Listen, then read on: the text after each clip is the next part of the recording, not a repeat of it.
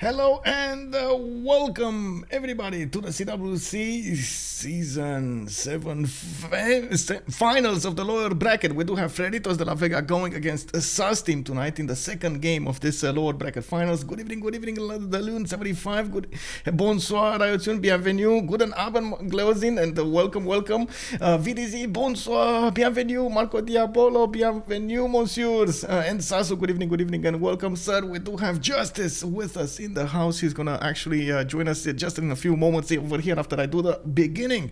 Also, I did notice at the beginning Yorkshire Gold Brit did pick up that first promotion. Thank you so much, sir, and of course, welcome to the stream. Linda, hello there, ma'am, and good afternoon indeed. So I'm gonna open up the microphone here. We do have quite a few things to talk about, and let's see. Justice, hello there, sir. Good evening. Hello. How is it? Yeah. Hello there, Vicky Cakes. Hello there, Mem Lee. Hello there, ma'am. It looks like they went ahead and picked up very quickly the map. It took less than 30 seconds to go through the map choices, the map bands over there, and they ended up picking up Pangea, a very aggressive map over here on the land. What do you think of this? Well, the first map was Silence yesterday, right? And it was very long and drawn out, and I think we will have a quicker show today. Yeah. By the way, before we get started, I really have to fanboy the intro a bit. Like, this is really nice. I know it's been running for a while now, but I just want to point my finger at this and say, like, that's amazing. Yeah, it is very nice. Thank you. We do have over here 4 civilizations taken down. It looks like Maya got taken down, Mali got taken down, Kublai China and Kree are not going to be a part of this game. Pangea is a close quarters battle most of the time. You do get to see him, but at the same time you're very close to your opponent. You might have some allies next to you. You can go to war at a much earlier timing. So we do have to say that I'm pretty sure we're going to have civilizations with bonuses towards the classical units. Medieval units are going to be preferred over the other ones. And since we do have so much skill in this lobby, I'm pretty sure they're going to want to use that skill at an early stage of the game here. With Rome taken down, there's only one band remaining, and then 4 picks will be chosen. Hazaggi, Pompi, Titiits, and Alexis Krempp will be the first ones to choose something here. Also, Descra, bună seara, domnule, bine ai venit! Yesterday, just a few thoughts about yesterday. I understand Hazaggi did try until the bitter end over there with Australia to get the game back, but couldn't actually pressure his opponents that hard. That was quite a stretch from him, quite a performance from Hazaggi to win that game. Against all odds over there. So maybe we'll see something like that today as well. Yes, Vietnam got taken down. I'm a bit confused about the Vietnam ban, because I do feel like there was Zulu Vietnam in Kublai left, and I think this would have been a fair trade, but it looks like these guys have different ideas, going for Spain Gaul. That's interesting. Okay, this at least explains Vietnam ban, but I still feel like going for Gaul, Spain, and handing Kublai over like this? Oh. Well, Hazaggi going Shaka does mean business this time. Yesterday they also picked Shaka, but unfortunately they couldn't get the stats up for him. He did end up attacks and then kind of leveled off there. With Pompi going for Ambiotics. Okay. I mean, are we going to see another one of those Ambiotics that gets taken down early at the beginning? I guess there's no Kree in the game, so they have no...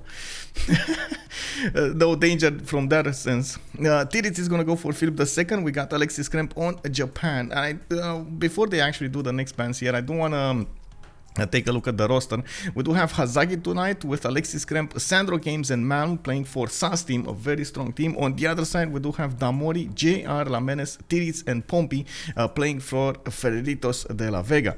Of course, the SAS team does have the first picks, and of course, the host for today, Hazaggi, is going to be the one there. Mazalchen also, hello there, sir. Also, Dalun is hoping for Sustim win just to get a game 3. Yeah, we might have that. We might have that indeed. I just realized Kublai was banned in third position. I always saw that, so this obviously changes the dynamic here. Yeah, like generally speaking, I feel like Sus team is so extremely aggressive team, so Pangea Classic should kind of favor them just from the player preferences. Yeah, this is standard Regis, by the way. Oh, this is Pangea standard. Not Yeah. So it's Terra map with the classic, as far as I remember. So basically, they will have how to say the mountain ranges alongside those continent borders. So we will see probably quite a few choke points around the map, but I still feel like it's going to be a lot of war between them. We do need to see exactly how the map develops, and we're going to judge because of it. Looks like Montezuma got taken down and Russia got taken down. Interesting choice over here, but I guess JR is well known to like to play those Tundra civilizations, and I wouldn't be surprised if he's going to go for something like Canada here. With Pompi on the buttons, he will try to get the last advantage for his team here from the ban phase, and I have to say there still are quite a few civilizations that have very good unique units at the beginning of the game, and we're going to need to see which one is going to get picked here. One thing that I have seen, by the way, in the last week, Eleanor England started to get a lot more picks. Have you noticed that? I don't think it's going to be picked here, but England started to actually have more picks. Yeah, I see it here and there. Yeah, I was about to talk about Hungary, by the way. Very good ban here. Yeah. Yeah, I guess it's getting picked here and there, and I think it's fair enough. Like, you can argue that it's on the tier with, like, it's kind of the third tier naval right now, so like if you ban out the top tier and then like second round you just want to have a naval civ, like instead of picking up something like a Wilhelmina or something, you may as well go Alien England, right? So like, it's not like an unplayable civ like people make it up to be. It just got the bonuses were just gutted a lot. Yeah, I think the players still need to figure out exactly how to play it there, I guess, after the nerf. Thank you so much to Sandals for the follow, and welcome back, Marco Diabolo. So Lautaro is going to be actually the last ban here. That means no extra +5 against civilizations in a golden age or a heroic age. Now JR is going to be the one picking next, and Japan, we do see he's thinking a little bit about this.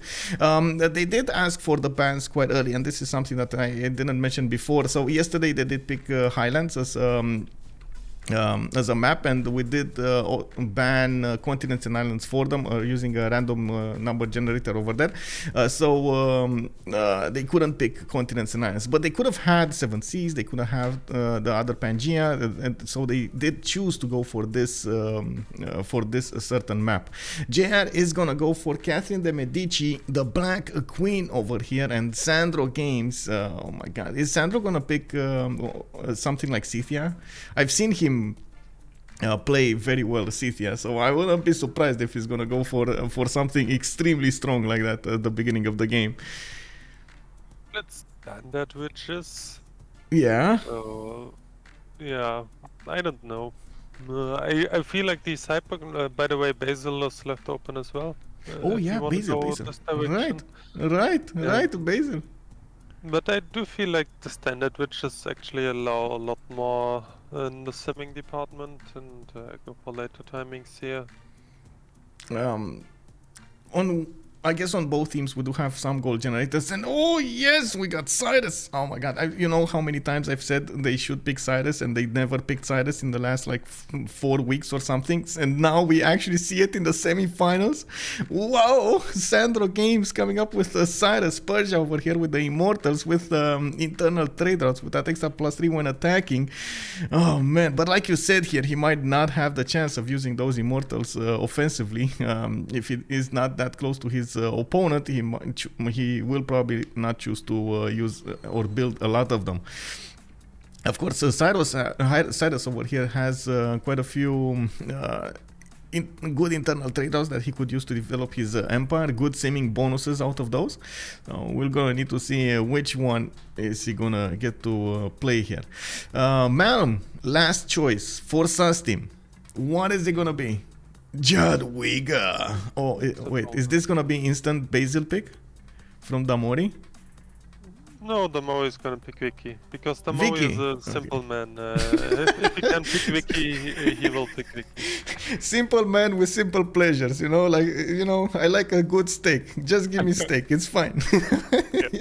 I'm obviously leaning a bit here, but I wouldn't be surprised if he just went for Vicky.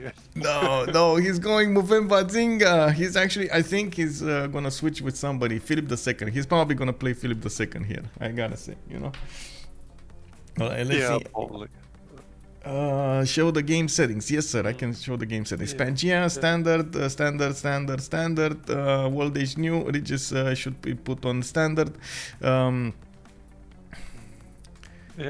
the way, and I do know that you like your Immortals, but traditionally most people I've played with and talked about it, most people actually believe that Cyrus is a lot better on like just having a solid fascism timing and go for the tanks arty push.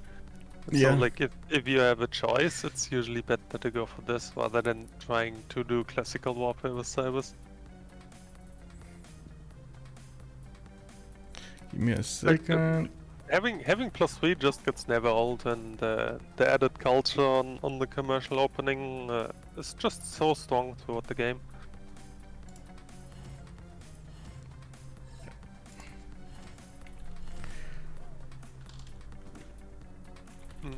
Yeah, other than this, I guess not too many curveballs here. Yep. Okay, just needed to fix that Regis thing over there.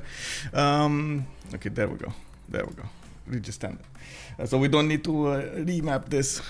So, Circa Session, I got the answer for your question over there. We do have them choosing everything. And sorry, I got distracted over there, Justice. If you ask me something, I think you need to ask me again, because I'm sorry. Oh, no, I just talked a bit about good. Being very generic. Yeah. So Malm is gonna go for Hojo. We got JR1 and Biorix. We got Damori on Philip II. Alexis Krempp is gonna be on Jadwiga. We do have Titiits on Movember Zinga. SandroGames on Cyrus. Hazaggi on Shaka. Pompi on Catherine de Medici. And yes, Cyrus. Well, I guess the big counter to Cyrus is Movember Zinga, which is gonna be amazing if they are actually next to each other. You're gonna see how those immortals are totally useless against Ngao Mubebas. It will be incredible. Honestly, I feel like Kongo definitely prefers to Zim here, because what their team lacks is A, commercials, and B, theaters. So, like, this is why I'm actually not too surprised about the Kongo pick here. On standard witches, that's perfectly fine. And this guy is actually, like, this guy literally gets doubled merchant and theater points, so it's really everything you want. I do agree, Kongo is quite amazing when it comes to those writer points and merchant points. I'm actually curious if he's gonna try to go for some Oracle chop there. I've seen it multiple times being played out, and it generates so many points. Now, is this gonna be that day? I don't know if he's gonna have the distance between him and his opponent, the neighborhood, everything. That should be the stars align for him. I'm pretty sure there's a lot of will from Sus team to get this win over here, so they can actually get us to a third game, so they can have a chance to go for the finals. COC, Change of Circumstance, is waiting for at least a week now in the final slot to find out exactly who their opponents will be, and I'm pretty sure some of them will probably we will be watching this stream, so they can see how this is developing here, how the action is developing. Who do you think Change of Circumstance would want to go against in the finals? Do we have any members over here in the chat? Any COC members? Raise your hand. No? Okay. Well, we're gonna need to wait for them. Yeah, have to wait. Like, generally speaking, I feel like Freritos is like the more rounded team. Yeah. While sus team is like extremely, how do you call it, volatile. Yeah. Like Yeah. they can have they can have amazing performances and look like the best team in the world, but they can also have a very mediocre game and look like what are they doing here? Yeah, yeah, that might happen. We'll see how this develops here. In just a few moments, we're gonna see the first map. They do have a remap token at turn 8 that they can use for each team. And as you can see here, we're loading in with... there we go. There we go. JR Lamedes is gonna be in the middle. We do have Zulu over here. Okay, there we okay, west side Zulu. That's Hazaggi, right? Yeah, okay. So today it's gonna be Hazaggi. SandroGames seeming position quite far away from Damori in a corner, and of course he has an ally over there to the north. Damori is gonna have his own cage fight. I called it cage fight. Damori versus Malm on the seas. Will they find each other? Oh my god. That's actually very spicy. Because like early on, Spain is obviously extremely vulnerable. Yeah. So yeah, like in this distance, Malm may be very happy to bop into Spain, especially as there's Poland. Yeah. Kind of in between. So, but yeah, Sandro will definitely hate his spawn. Well, let's see what this is gonna be like. Sandro is moving away from the coast here. Actually, you can move away from the coast if he wants, or could move on. We'll see. I thought actually he spawned on the coast, and then I saw he still has movement on the settler. Actually, it's not bad at second glance. No, You it's just not switch a bad. banana, 1-3 ember, refish. So many strategic It's resources. very little space, but actually excellent tiles. Also pretty good expand up there. Yep. Actually, it's not that bad for Sandro on second glance. Yeah, Malus is also, I think, mirroring your thoughts over there. Sus very aggressive, and when you play aggressive style, it naturally leads to volatile outcomes. So yeah, there we go. Oh yeah, that's completely true. Like I'm not saying that it's bad by any means. That's just in the nature of how they play. Yeah. Yeah, yeah. Oh, we do have. Okay, so let's talk about each of them. With SandroGames, I think we saw him. Oh, okay, I saw him quite well. Ulundi does have quite a few rivers to develop his empire. He is gonna have to the east side the Gauls over here to probably go against at some point in the game. I don't really see an easy way for him to go against an opponent during the classic medieval era. So he's probably gonna choose a later timing over there. He does have a decent amount of land to settle to the not amazingly good land, but still a decent amount of land. South, north, east, and west. Then let's actually take a quick peek on Malm, on Japan. Japan will have his 2-1. He does have multiple 2-2s here. And I do see a 2-3 deer tile that he needs to get some gold support over there to get it, acquire it, buy it, and use it. We do have him, of course, with a preference to stay on the coast, and especially since he is going to need to fight Spain, he's going to need to pull off some tricks from his hat to see if he's going to manage to win that encounter. I do also notice we got Alexis Krempp right next to Spain, and this might be a problem for the Spanish cities over here. He's probably gonna need to put a city on the east on another continent and use that for Magnus. So that city is quite close to Alexis Krempp's capital. Early war might be inevitable here. We also have a dice tile in the city of Krakow for extra faith from the beginning. Looks like we're gonna have quite a few rivers over here for him to develop his empire, and I do see he's gonna have 4 opponents around him. He's gonna have Spain, he's gonna have Gaul, he's gonna have Catherine de Medici, the Black Queen here to the north, and then to the east, Mubanza, Kongo. I don't know what this is. What is this? Is Damori annoyed by his land or something? They ask referee. Okay. I don't know what they ask referee, but I guess we'll see. Did they have? I don't think they had any. Oh, I see. Oh, the drought. The drought. No, but that's not in the capital, so that's not even in the first rings.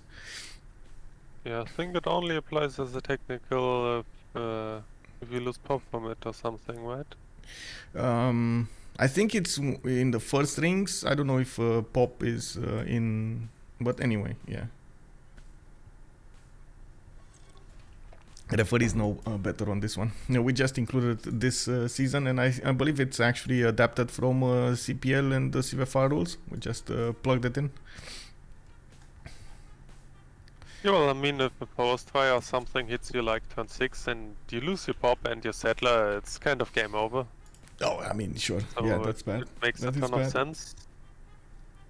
But I don't think that this drought is too bad for Ambiox here. Like, he probably wants to put Oppidum there anyway, and Oppidum doesn't care about a drought, right?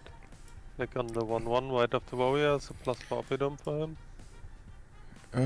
Yeah, he can put his it on the best. wall tile anyway. I guess he would need irrigation, but still. There is a chance for the drought to take out your tiles, right?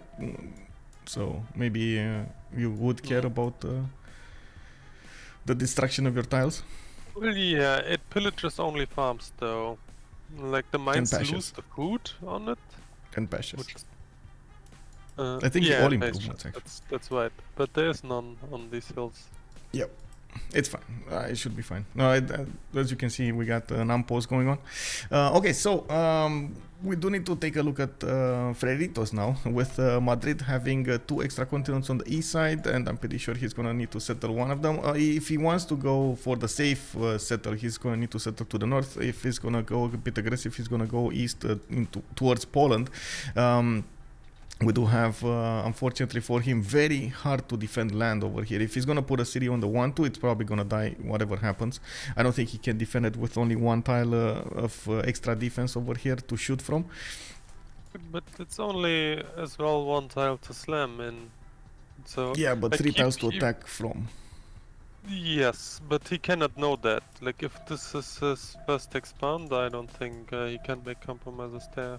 I agree. He cannot know that. So we'll see what he's gonna choose. He does have another settle over here on the O Warrior, 2-2 settle with other 2-2s to work with, and I guess only a +2 harbor, unfortunately. That's gonna be same continent, so I guess he's gonna need to figure out exactly where he wants to go, and we'll see how much information he's gonna get beforehand. JR in the north has quite a few strategic resources, and I do not see that many stone tiles. I see a few of them. I see west side stone tile, and wait, that's about it actually. Wow, I don't see any more stone. Wait, what? 1 stone tile? It's good that he has a lot of horses though, and I see he's on the same continent as Gypsum, so at least he's gonna get some extra GCC from those quarries over there. +6, +4 Oppidum on the east side. Not that bad. So overall, I would say actually he's going to be relatively happy with his spawn over here. Good campuses between the mountains. That's a +4, another +4 here, another +3. Definitely can sim here. Look at the expand southeast, double 3 to banana as well. Yeah, this one. Yeah, it's good. Oh, unfortunately didn't get that much flood. 1 tile. Got an extra food, and that's about it. Let's see Titiits. Let's see Mbanza Kongo. Wow, okay, 2 dice tiles to get that faith from the beginning. Is he working both? No, he's working just a 2-1 and another 2-2 to get that settler faster. He just stole a settler from Granada, and a builder, sorry. Wow, a settler. I would have. Yeah, imagine stealing a settler from Granada. Never mind. We got a builder here, a 3 charge builder that's gonna need to go back to his land. I don't know why he's sending it south, but sure. Looks like 2 turns for that settler to pop out, and JR just got a hut and got a relic. Oh, this is amazing, by the way, for Kongo. Yeah, it's not the highest wall, but yeah. But I mean, an extra relic over your 2 ones that you get for free, that's amazing. That's good. Sure, after after turn 20 it's nice to have. Yeah. But like if you get a Kongo, like if you get a relic on Kongo like turn 5, Oh, that's amazing. Yeah. It's really just Oh my completely God. changes the game. Like it's so stupid how much impact this has. Yeah. And I gotta say, oh my God, we actually have a challenge over here. Speaker 27 launches a challenge in the chat asking, can Sandro reach 100 culture this game? That's a very good question, but I think he will, man. He's over here just simming in the western quarter of the map here. SandroGames is gonna get that culture. Yes, I believe the answer to that is yes. Are we missing anybody? I think we went through everybody, right? Oh, Catherine de Medici, I guess. We would need to take a quick peek on the continent split. Same continent as Krakow, and they did meet each other. So not only Catherine knows about it, I think Spain knows about it, knows how close Krakow is. So he will make an informed choice over here. Mitashki is saying that I'm being optimistic. I'm always optimistic, man. We gotta be optimistic in this world. What do you mean? Yeah, someone will remap. Oh, actually, both my God, both remap this. Oh no, come on, man. Like this map had such a strong potential for amazing stuff to happen here. Yeah, well, I guess in the end, Zulu doesn't really have Gaul as his neighbor. Like, he's fine with anyone else. But, don't really like Gaul. Then, like in the end, you also just have a lot of 2-1 bases, which people are always very upset about. Yeah, true. Yeah. So and the position on the map, Poland so close to Spain with Japan on the seas, I'm pretty sure he wasn't that happy about the position that I don't think he knew about Japan, but still. Oh, I'm actually pretty sure that Poland didn't mind Spain here. Like, just like Spain was in between everyone. Yeah. Which is probably the main reason for Freritos to remap this, by the way. Yeah. Because you really want to have your backline sim, Spain having a lot of production and a lot of gold. And okay. So wait, what is this map? I think in this game, Sandro will not get 100 culture. Wait, what did you see that I didn't see? Whoa. Wait, did you see Sandro? I didn't see Sandro. Where is Sandro? Yeah, he's in the south. In the south? Oh, okay. Oh, next to Spain. Oh, KW. And Kongo. Yeah. And Congo? Oh my God, no. Oh no. Well, I guess he's not that close to Congo. Congo might not get to use his Nagao Mubebas offensively. We're gonna have to see how Persia is gonna try to use this land, or even if he's gonna try to go for land versus sea. He could move away from the coast and still get a freshwater city over here. Should be fine. We'll see what SandroGames chooses. If he settles in place, oh man, just Madrid over here is gonna dine and wine in Persia's capital soon. Oh no, wait, we got Japan on the coast as well. Again, cage fight. Whoa. Yeah, this is quite something. Yeah, this is the map. Both teams remapped, so we will see it. This is the one. Put your hands in the air, boys. Oh my God. Okay, and there's also Poland north of Japan once again. Yeah. This seems like it's a little bit different land, but the position seems so similar. Unbelievable, man, unbelievable. Renner Buffa, thank you so much for the follow, sir. Spain is dead, you're calling out right now. Wow, but he only has a one-tile choke that he needs to settle again. That's the second continent. Well, I guess he does have a second continent in the south, but come on, who would settle a floodable terrain, a rice tile, in the face of Pasagarde? Like, come on. That's probably not gonna happen anytime soon. Oh, and then there's also Zulu, north of Kongo. Yeah. Okay, so let's take it slowly. Let's take it slowly. We started last time with the SAS team. Let's actually go this time for Frerito. We got Kongo with a 3-1 base. He's gonna go for this ship tile. He has 2/2s around him, and he does have multiple settlers on this reverse of fresh water. Has the benefit of an iron tile to the northeast, and I do see his horses. Unfortunately, are going to be 4 tiles out. He's going to need to settle for them. Has quite a few mountains that he could use for adjacency towards campuses. I see a +4 north. I see in the south possible +2 with +3 if he actually gets some extra districts next to it.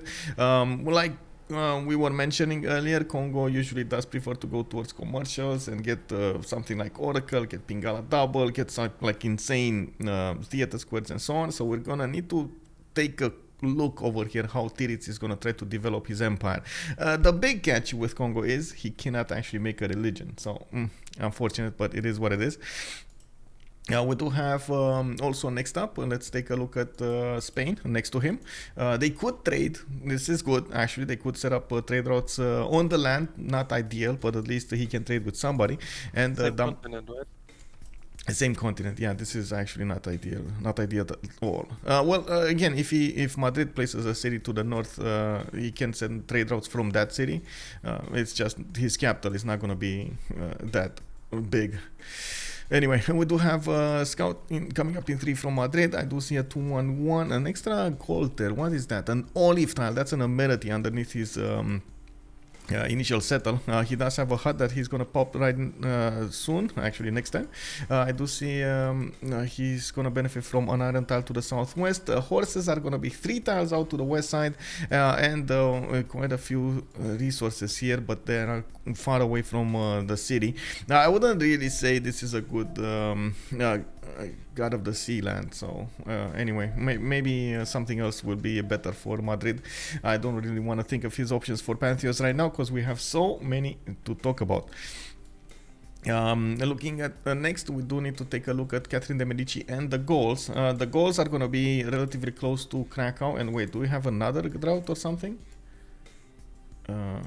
Okay, what do they want to ask? Another drought? Somewhere? By the way, when there are 3 continents to the left, this means the whole white section is 1 continent for France, right? Yep. He's gonna have to go against Japan over here, so far away from his land with those Guard Imperials. But that's gonna take a while. Look at the distance here. It is quite a trek to actually get to Kyoto. This Spain is absolutely dead between 3 enemy civilizations. Yeah, it might be. Also, though saying 2 Pangeas where all coastal civilizations spawn on the tiny island sea and the largest seas for endgame nukes are empty. Seems so bad map RNG. Yeah, well, I mean, that's how RNG works, you know. Sometimes you high roll, sometimes you mediocre roll, sometimes you low roll. It is what it is. I'm actually quite curious what happened here. Why are they asking for a referee? Because I didn't see, maybe it's just a graphical glitch, but I didn't see any problems. Maybe there was, no, everybody's on 1 population. I don't think anybody popped a 2nd population here. Oh, by the way, Paris has Yosemite next to it. Not a good Yosemite, yeah, but it's Yosemite. Yosemite, it's really whatever. Yeah, but he can still settle it. That's a 5-foot tile, a 5-1-1 with a 3-1-2-2. He would need something like a 1-3. There we go. Buy that tobacco tile to balance it out, and still get decent. Another. This city is not that good, but anyway, you can still do something there. The continent. I'm more excited about the continent than that Yosemite. Yeah.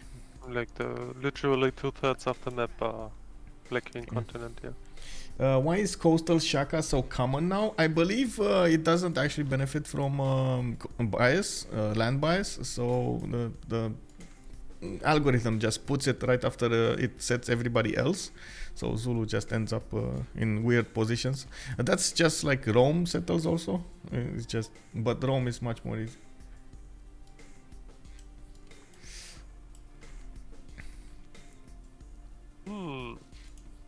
So do we want to do the Jeopardy?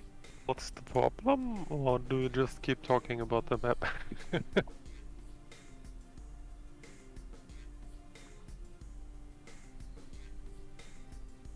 they maybe find the one though, which is not supposed to be in the game? Yeah. No. It's something else, but I need to wait.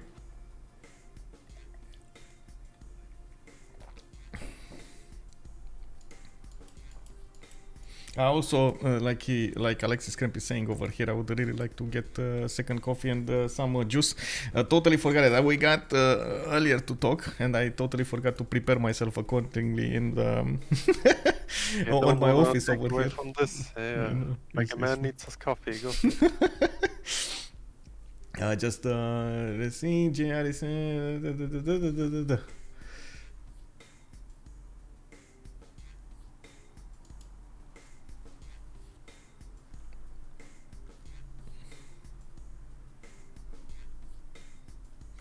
Now the referees are talking between themselves right now and deciding what they want to do here. We're gonna wait. Chef Gino, calling out the morning. Good morning for speaker and also coffee emergency. Yeah. Oh, so you are aware, but you cannot talk about it. Yes. I see. Like we ended up in like, I don't know, season 2 or season 3. Casters should not talk about openly before a decision is made about whatever happens, even if they know about it, because we ended up with opinions from the casters without really understanding, or not understanding the rules, but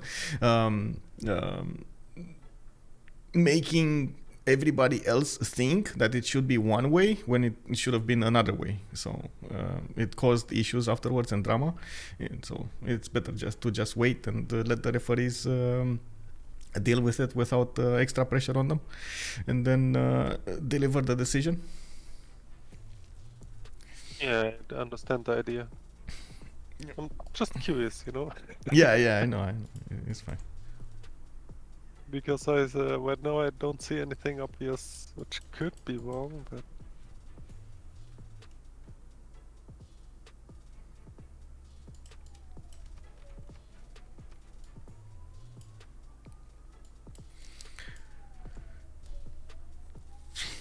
Oh wait.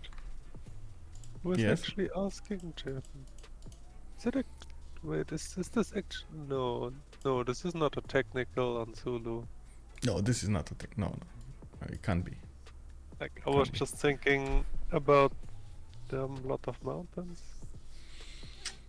I mean, can you actually, how to say, be so worried about so many mountains with so many jokes between them? Like, look at how many patches he has. I just realized how many patches he has. 2, 4, 6 patches. The problem about spawns like this is just the lack of workable tiles. Like, if you are Inca, like, I actually want to spawn like this once as an Inca. Getting those terrace farms everywhere. Yeah. Yeah, the terrace farms would be over the roof. Especially, pretty much all the terrace farms would have fresh water, which are just amazing. So you can have like 5 3 tiles everywhere. But yeah, for every other TIF there's obviously a lack of workable tiles here. So what this actually means that you usually have to settle your cities a bit further away. Yep. Or just have only like 5 or 6 workable tiles in your capital, which obviously sucks. Yeah. So you either lose tempo or you lose your cap. And this is the problem with so many mountains on a spawn, especially on a coastal spawn.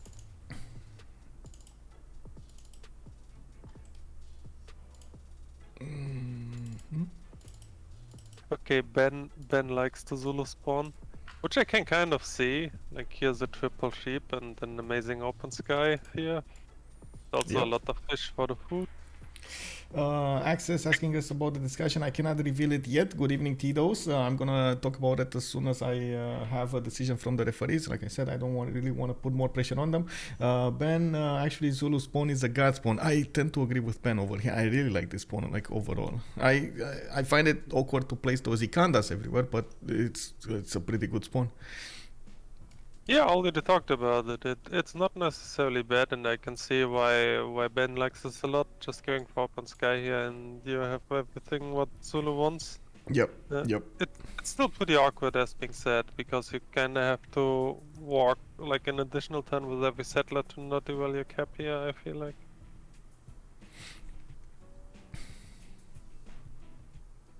So it's by yeah. I agree, it's by no means bad, and you can obviously argue if it's very good or just mediocre, but it's a bit awkward to play. Yep. I didn't say he should open up with the Ikanda, I just said it's a bit awkward to place them, because you cherish every tile when you actually have so many mountains, so actually having an extra encampment somewhere, it's taking away from your useful tiles. Okay, so Merle is more on the mountain suck side. Yeah, I don't know. I'm pretty torn on this as well. I guess we have nothing better to do than talk about these spawns. Yeah, Muriel is saying that the mountain men ruined that spawn. Yeah, mountains ruined that spawn. Yeah, no workables in late game. This is exactly my point. But yeah. You can obviously look at both sides, and both are very true. Like, it prefers if you think you need to scale as a Zulu, or if 6 workable tiles are enough. Yeah, you just bonk into someone. Also to answer Lucas Dilmas, hello there sir, this game is live, yes indeed, and we are actually streaming for multiple people over here. We got Sue, we got for the Russian community, Leech is going to be streaming for the French community. We're also going to be streaming in English. Kacheshka is also going to be streaming in English, and of course most of the time we do welcome as many streams open as possible. The big thing is the timer is quite fast on these teams, and yes, sometimes you think it might be an opportunity to try to stream snipe, but it is so punishing for the players to pay attention to anything else other than their game. Even their Discord, sometimes they cannot even pay attention to their Discord messages when they're playing a game. And Justice over here has also talked about this for quite some time now. The timer is very, very fast. Maybe that's something that most of the time is not easily and readily available for the viewers to see. How many seconds pass by and how many seconds do the players actually have to make a decision and think about each decision. I can actually reveal the information right now. It was a glitched river. So, sometimes there's a river on the map that is not actually visible for the players, and one player actually lost a turn moving across that river because he thought he doesn't have fresh water, and that's why they asked the referees. Now begins your greatest quest from this early cradle. Okay, that's interesting to get a remap out of this, but yeah, okay, it happened. Yeah, it's extremely uncommon, I would say, a glitched river. Yes, it is. It only happens once in a blue moon. But... Yeah.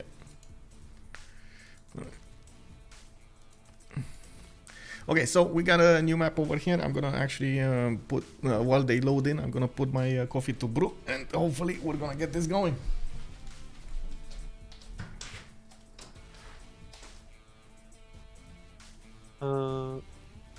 Yeah, we just talked about it. The situation was... I don't know who, and but I gotta say, after that map, there was quite a bit of quite a bit of punishment over there for Spain. Maybe we will see a different story over here on the new Pangea. This looks like it's much more clumped up as a land overall, and we should take a look at each of the civilizations to see what they have to play with here.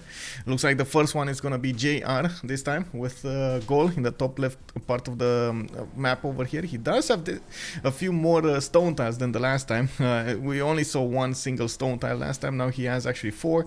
I do see He also has a few rivers to the south, to the north, to develop his land in, and he's gonna be relatively close to Titiits on the east side. He's gonna have a trading partner. Well, not that Gaul is gonna make that many trade routes. He's not on the gypsum continent anymore, so he's not gonna have those extra tiles from it this time. Not that amazing. Well, I guess we're gonna need to see if he's gonna manage to get a very strong oppidums. In the south, there's Hazaggi. Ooh. Oh, Hazaggi versus Gaul over here. Okay. Let me get the coffee.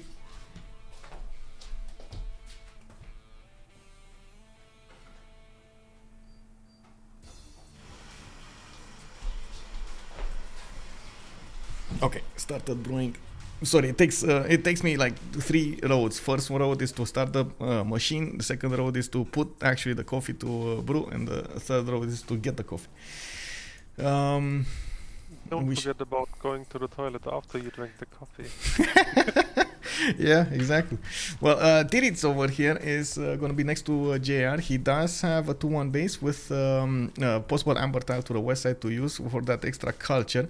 I do see he's going to benefit from quite a few mountains, and that's a +5 campus on the banana. He can't get it easily though. He would need irrigation for it. Not really the ideal thing you want to do. Postpone the cattle will be good enough. Yeah, I guess so. He does have to the north also another city with an amber tile. Extra culture would be nice, but there are quite a few floodable terrain tiles over here for him. Northwest and northeast, and quite a bit of distance between him and the south. That's gonna be Catherine de Medici, the Black Queen. So 3 allies are gonna be right next to oh my god, this is honestly, I'm thinking Hazaggi is gonna try to erase all 3 of them at the same time. We'll see. Having this type of a setup is gonna be quite a problem for Freritos de la Vega. There is France does have the same continent as Zulu, and I just noticed I forgot to talk about the strategic resources. We do have an iron relatively cheap next to JR, 2 tiles out, and another one 3 tiles out. His horses are gonna be out of the way because he moved, and he's gonna need to settle for them. We're gonna need to see when he's gonna get to acquire them. On Kongo, we do have forces right next to the capital city, and I do see an iron tile 3 tiles out to the southwest. Bonsoir Afifi, bienvenue. Hello there, Lu Kang. Hello, sir. Strategics, though, I think, sorry, you're saying that wasn't in video. Oh, right, yes. Okay, Pompi just got a flood in his capital, and we do see him putting down a 2-2. Has a 3-3 cotton tile that he did, well, I guess he did spawn somewhere on the maize tile or somewhere, and moved on the 2-2. We do have him with a few other 2-2s to work. He's gonna need to grow into them. I see horses are gonna be available for him in the 3rd ring. That's quite expensive. And iron is gonna be 4 tiles out. So I'm thinking maybe he spawned over here somewhere, either on the 2-2 forest or on the marsh tile. And that's he spawned on a grassland. Like you cannot spawn. Like it's possible that he spawned on the woods, but I think you cannot spawn on the marsh. I'm not so sure either. I just thought he should be 3 tiles out at least from his 2 strategics. That's how I judged this. But anyway, it might be. I don't know. I guess we glanced over. So anybody that remembers exactly where Pompi spawned would be useful to know.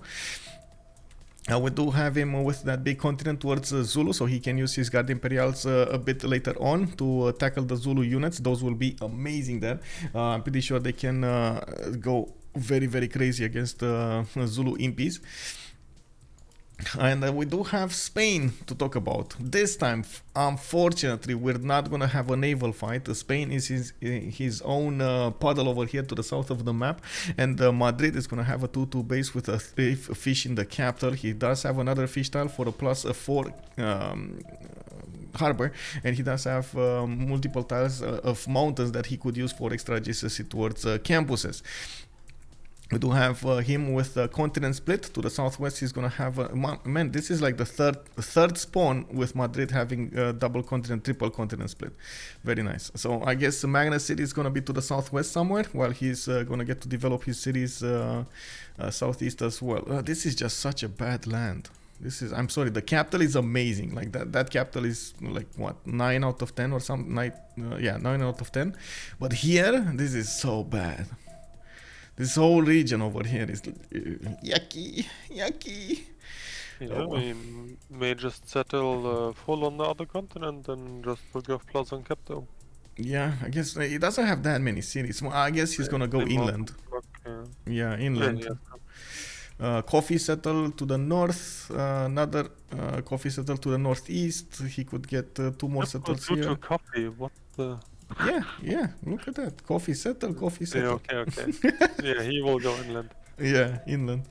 And of course, he's gonna need to somehow figure out where he should use his magnets to send all of those trade routes towards. It's good that his capital is on the other continent than Paris, and of course they could try to set up coastal trade routes, which is gonna be amazing. Paris can set up a coastal city over here to the southeast and allow Spain to send those trade routes towards him. That's gonna be very nice later on in the game for their economy. So that's Madrid with an iron tile next to him, with a horse tile 3 tiles out. We're gonna need to switch to talk about the next up Sustain. Wait, did anybody get a lost one pop? Oh my god, another technical? Kick. Was this the mountain the volcano exploding? Alexis Krempp lost yeah, I guess so. Yeah, has to be. Yeah. Well, I guess I have time to actually get my coffee. I'm actually quite surprised we actually have so many technicals on Pangea. Give me a second. Who predicted 5 remaps? That's a good question over there. Kill with.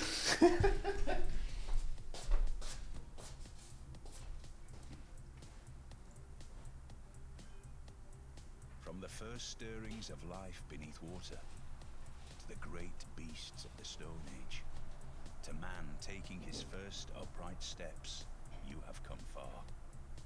Now begins your greatest quest. From this earth.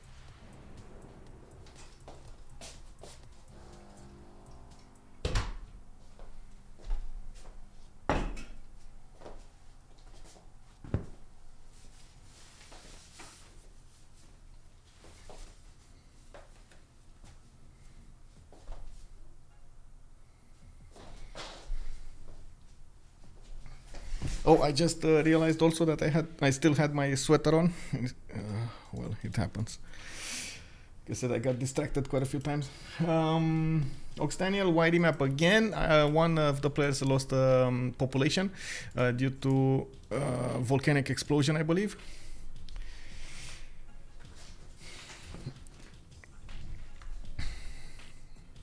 And that's before 10:08, before the remap. Anyway, we're loading in, and I got my coffee. I'm sad to say that I totally forgot to put some Fanta in the fridge, so I put it right now.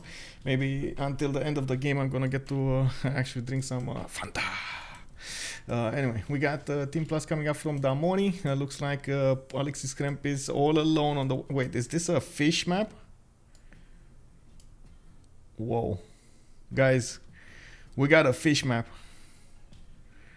We actually have a fish map. And it's gonna be JR holding Alexis Krempp in his place over here on the west side. On the tail fin, we got Alexis Krempp with possible trade routes towards Malm. And I guess this time we're gonna actually talk about Alexis Krempp. First, or I should say Sustain in a row. First, we got horses right next to the capital city. We got an iron tile to the south here.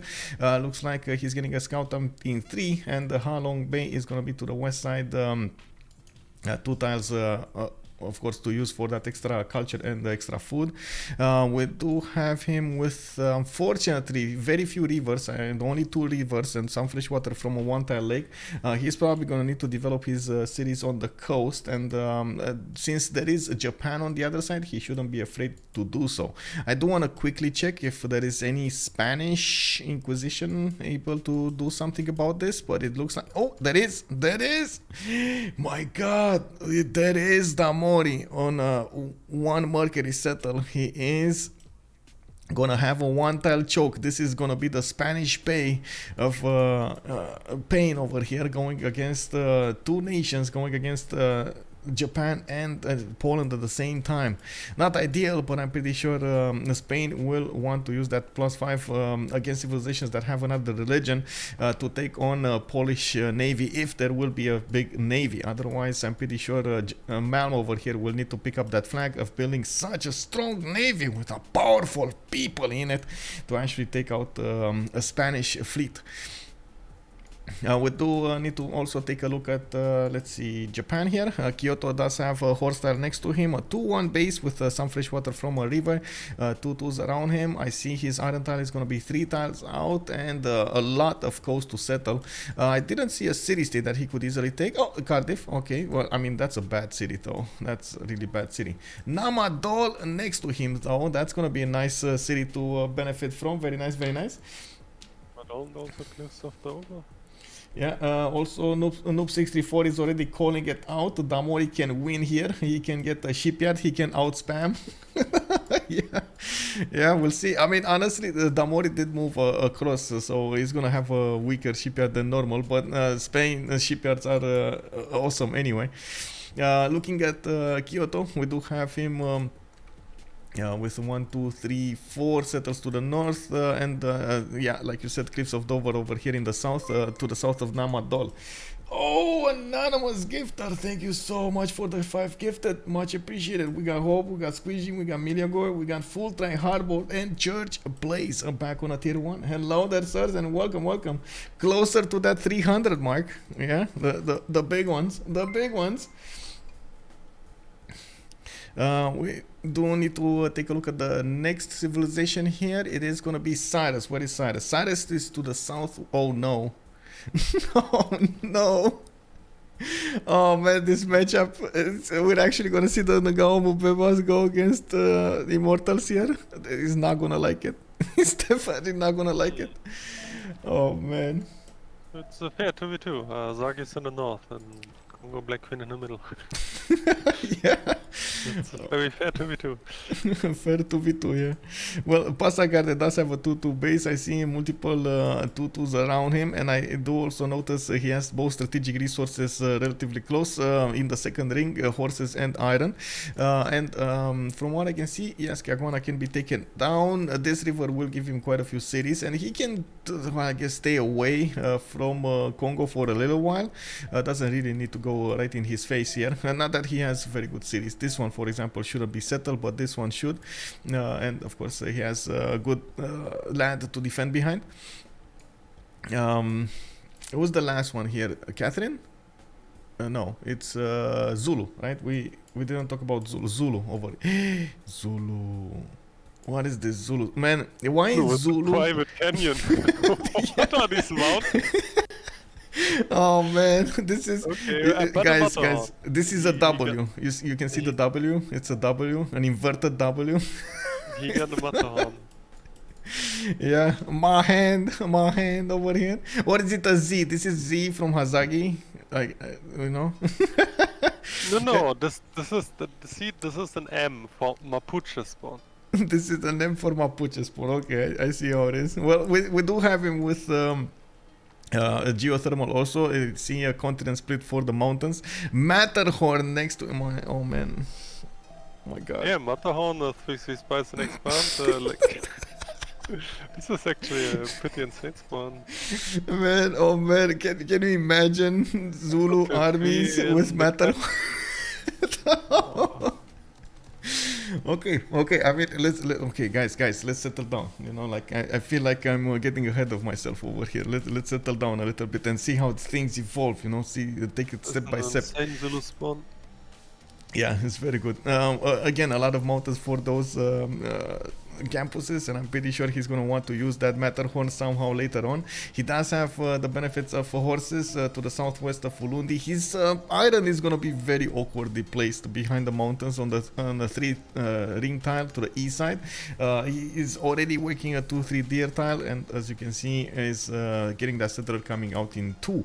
Oh, this is massive, by the way. Other continent than France. He's just going to put a city on that spice tile, and he's going to wave at France. Black Queen was the private continent once again. Yeah, and half of it is like, well, a quarter of it is desert over here. Anyway, I guess we should talk about France first here. He does have that continent split, geothermals next to him. Looks like a 2-2 base with multiple mountains in the east side, north side, and we do need to see how he's gonna plan out his city placements around it. We do have quite a few also scouts, 2 scouts already coming out. I do see is unfortunately going to need to sit on this continent with not a big chance to go against Zulu with those God Imperials. But so Zulu will have a problem punching through this continent to get to Paris. We're going to need to see how he's going to try to do so. Maybe he's going to try to do so faster than the God Imperials appear. Anyway, we'll see. I got to say something else over here. Kongo shouldn't be that afraid of Zulu at the mid part of the game. It's way too far away for Zulu to do anything against Kongo. Okay, Zulu finish. Kongo with a settler coming up in 1. I didn't see any notification for a relic, so unfortunately he's gonna have no relic Kongo here for some time until he gets his Gavron Plaza buildings. Also, Muzzle Chain, maybe Zulu does not scout enough and does not see Matterhorn. I think he did. Yeah, he did see it. He has a scout on it. It's fine. It's fine. He knows, guys. Mordor spawn. Yes, exactly. And Hazaggi is probably kicking himself for not playing Inca. 3 times in a row he got amazing mountains. Anyway, we do have truffles coming up for Kongo. It looks like he has 3 actually truffle tiles next to his cities. Could go for an amber settle to the west side for an extra culture point, and I do see quite a few rivers giving him the fresh water. Looks like he chose to go eastwards. He probably didn't scout the amber. I'm betting he didn't scout the amber. Yeah, there we go. He didn't scout the amber. We do also need to see what kind of choices is he going to make towards what is he going to try to perfect that acquirement of great people, and how is he going to try to use the Kongo bonuses for simming. We do have him with also iron in the 2nd ring. His horses are going to be 3rd ring out on the east side, and we still have him trying to figure out exactly where he is. Persia is going to be to his south, and he's going to find out about it. Oh, no. Guys, what are the chances that Pasagard is gonna send this settler to the north? Oh, very slim actually. Okay. Where is he gonna set? South? It says no. East? No. That's not good land. Where is he gonna... Okay, guys. Where is this settler going? Because SandroGames is taking a chance here, a very big chance. Yeah, I think it's a good time to mention that Kongo can walk over woods for free. Yeah. With so, his melee units. I don't think scouts are counted melee units. Neither. Yeah, but he shows himself. That. Yeah. Scouts are Do they work? Or is it... Oh, because he went through a hill, he got the movement. Okay. You do exactly. You just see it. It's just one movement forward for all the Kongo units. Where is it? Movemba Zinga. I think it's the bonuses on all land combat units. So it's not melee units. Okay. Ignore rainforest and woods movement penalty. Very nice. So they are kind of like Vietnam scouts in a sense. Yeah. And now SandroGames is gonna know, okay, we can move forward. It's fine. Who's the next one? Gaul. Let's take Gaul. Okay, Gaul also was trying to culture bomb here. He did, and he did met Poland, trying to defend against him with a slinger. I do see Aduatuca is going to get some horses over there to the south, and I do see the second city will be on a 2-2 base. He is also taking out Preslav with the help of Spanish warrior with his Gesate, with a scout that he took a builder, a level 2 charge builder. He also has horses, iron, a horse. Okay, very nice. Could actually go and settle that Hanital on the east side. Unfortunately, doesn't have a lot of tutus near it, and not that many stone tiles. I gotta say, this is not amazing land for Gaul. He can work around it, but it's not amazing land. SR Crosso, thank you so much for the follow, sir. Also professionals only. He couldn't see the border. I think he did. Oh, you're talking about why he moved on the border? I think he did see actually the border. If you can see like you can always see an edge, and these guys are very experienced, so there's no way that they didn't see the border. Also, people see. Also, you can always see loyalty, so you have a pretty exact guess where a guy actually is. Yeah. Ben is also calling out Poland spawned in the wars the Civ to push with hussars over here against Gaul. Well, yeah, we're gonna need to see how Gaul is gonna try to put up that defense. But I'm pretty sure Poland just figured out he's on a peninsula of his own. He has his own land to play with here, and we'll see what kind of timing he's gonna choose. Probably the hussar timing, and I guess it's all up to JR to keep him at bay. Maybe he's not even gonna wanna push, like, you know, just sitting over there in a corner trying to get the culture victory. Well, not necessarily culture victory, but the obvious alternative is that they try to 2v1 Damori on the seas, and then he will just try to defend and play naval. Yep. Well, we do have let's see, I think we went through all of them except one. Who is it? Who did we miss over here? Philip II? That's Philip II. Yeah, we talked about Gaul, and I think Philip II, right? Okay. Continent split. He can put it over here, and that's exactly where he's going. Good campus placement, a +4 and a +3 to the south. I see he already improved his 4-1 fish. Has a +3 campus to the west side here next to the sheep tile, or on the sea sheep tile, I see. And another city to go for the salt mine. The salt mine is going to be next to Vesuvius, and I guess that should actually be another city right on Vesuvius over there, where he has very good tiles to work. Unfortunately, that volcano tends to explode quite a bit, so we'll see if he actually chooses to go into the danger zone. He can't really put cities on the left, on the right, so he's gonna have to choose. Unfortunately, this is connected land, so you can't really go less than 4 tiles out. We do have him with another settler coming up in 2. I see 2 iron tiles to the southwest and no horse. No, the horse is here, over here next to Toledo, 1 tile. Okay, that's gonna be nice. I do have to point out this is a +3 campus as well on the coal tile right next to his capital. I'm actually quite curious how is he gonna try to place his Gavron Plaza and try to use that for extra adjacency bonuses towards his shipyards, if any, because he might choose to totally ignore that ability of the Gavron Plaza and just place it somewhere where he feels it's a good way to go for.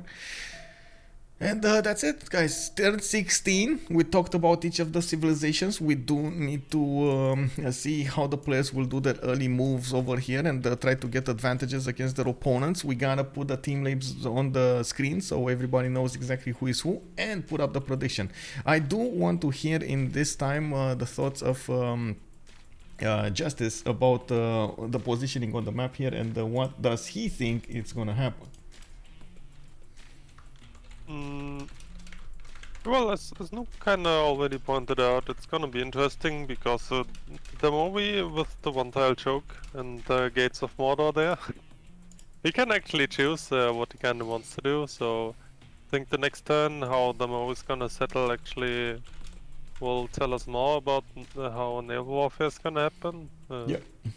Because generally speaking, Japan spawn is not really the fastest, and the land is kind of medical, Also remains to be seen if Poland actually wants to play this naval. Other than this, I think there's guaranteed action between Kongo, Black Queen, Zulu, and Cyrus. It just remains to be seen how long it will take. Or, like, especially with the Zulu spawn. Like, he has amazing expanse and only a 2-tile choke. So Hazaggi may actually choose to zim up a bit more before going in. Which on the other side means that Sandro has to be more aggressive, because, like, vice versa, you kinda need one guy to have a pressure and one guy need to play for cleanup. This makes sense? Yeah, yeah. So it remains to be seen how they're gonna like how they're gonna talk about the walls and how they're gonna try to execute this. But yeah, other than this, I don't think that we can say too much about it yet, other than like the obvious positions. Because like from the positions they have, they can actually choose for a lot of different things. Between Gaul and Poland, there's obviously another big example where both parties kind of can choose if they actually want to be aggressive or just keep simming. I think all of these are very valid choices, so remains to be seen what they actually want to go for. Yeah, I'm very curious how the situation will evolve, but I too tend to agree there's a lot of potential over here for a big war between them. Zulu, Catherine de Medici, and also Kongo versus Persia. Did you see that, by the way? Kongo did try to get next to a settler of Persia, but he was a bit, one tile too late to actually get to snatch the settler. And now he's trying to figure out exactly what is he gonna do here. He was getting attacked by a slinger, and it looks like he still is gonna try to go and do something, try to keep on scouting. While I see Kongo is expanding to the south. He's gonna try to get a position. He still did not find out about the amber tile to the west side of Kongo, and is getting closer to Caguana. Getting the positioning over here is going to be quite important. Maybe also take away Caguana as a city-state. We'll see. Also, Japan did put his second city on an amber tile to the northwest side. He does have multiple 2-2s to work, and putting another city to the south. Since he does have Namadol so close to him, he might actually want to seize it quite early. I'm pretty sure it's going to be discovered by his opponent, so you might as well just dump those envoys in. I don't really see a pocket CS available for them at the moment. All of the CSs will probably be discovered in the game. CSs, of course, means city-states, just a shortening version of it. And that actually comes puts us up to talk about the city-states here.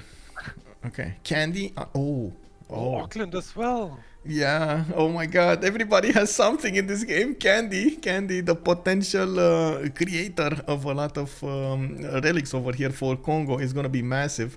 Titiits should actually try to get it. Yeah, we do have Armagh also as a religious city-state, and I'm pretty sure both of them will be quite nice to have for Poland. We got Nalanda and Mitla for science. Nalanda is... No, this is Mitla. Nalanda is here. Okay, and the Mitla is here. I guess both city-states could be taken down if they're taken by their opponents. We do have Namadol and Caguana in a safe position between... Malm and SandroGames. Namadol is going to be quite safe. We do have also Auckland in the game. Auckland is here to the south of France, and I'm pretty sure they already know about it. Nobody has an envoy in there, but they should know about it. Rouen is so close to it. We do have, of course, Mexico City, Cardiff as the industrial city-states. Lahore will be the only one providing military bonuses in the northeast, and also provides a unique unit, the Nihang. Even though, honestly, I've seen it so rarely, I barely even mention it.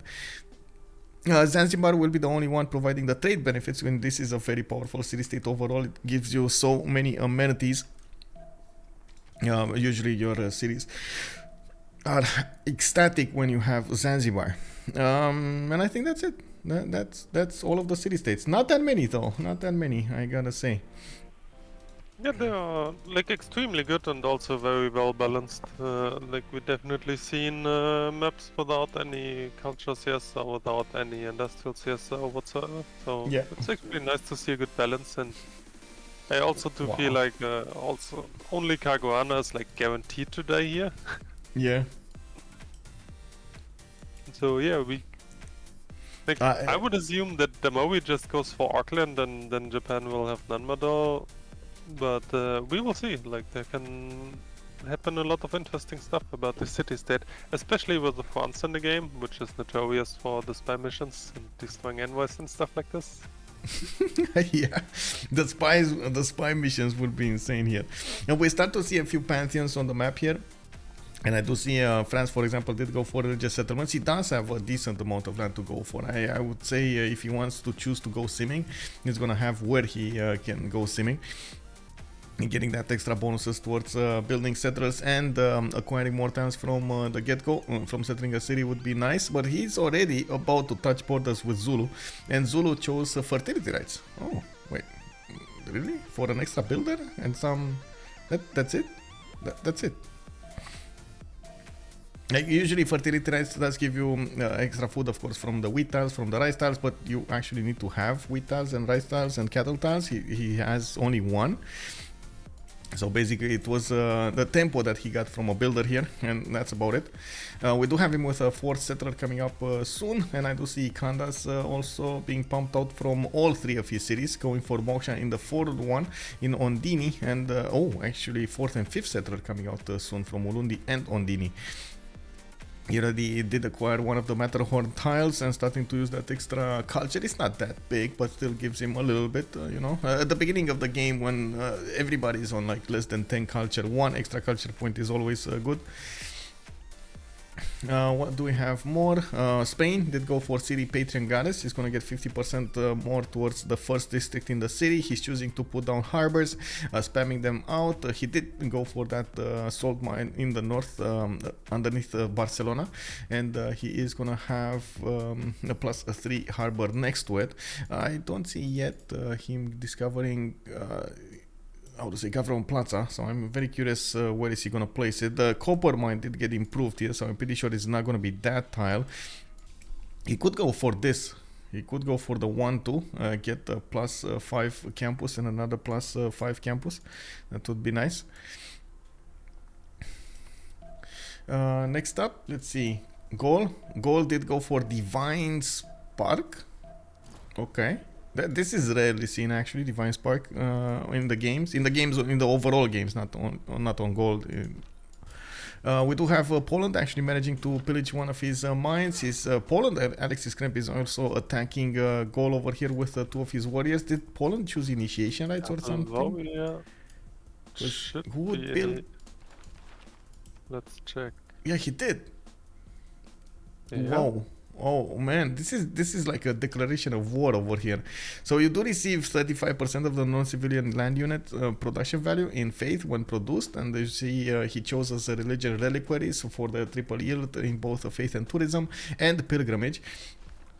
Poland already gets stronger, I believe, relics, right? If I'm not mistaken. Let me see. Jadwiga, actually. Triple, right?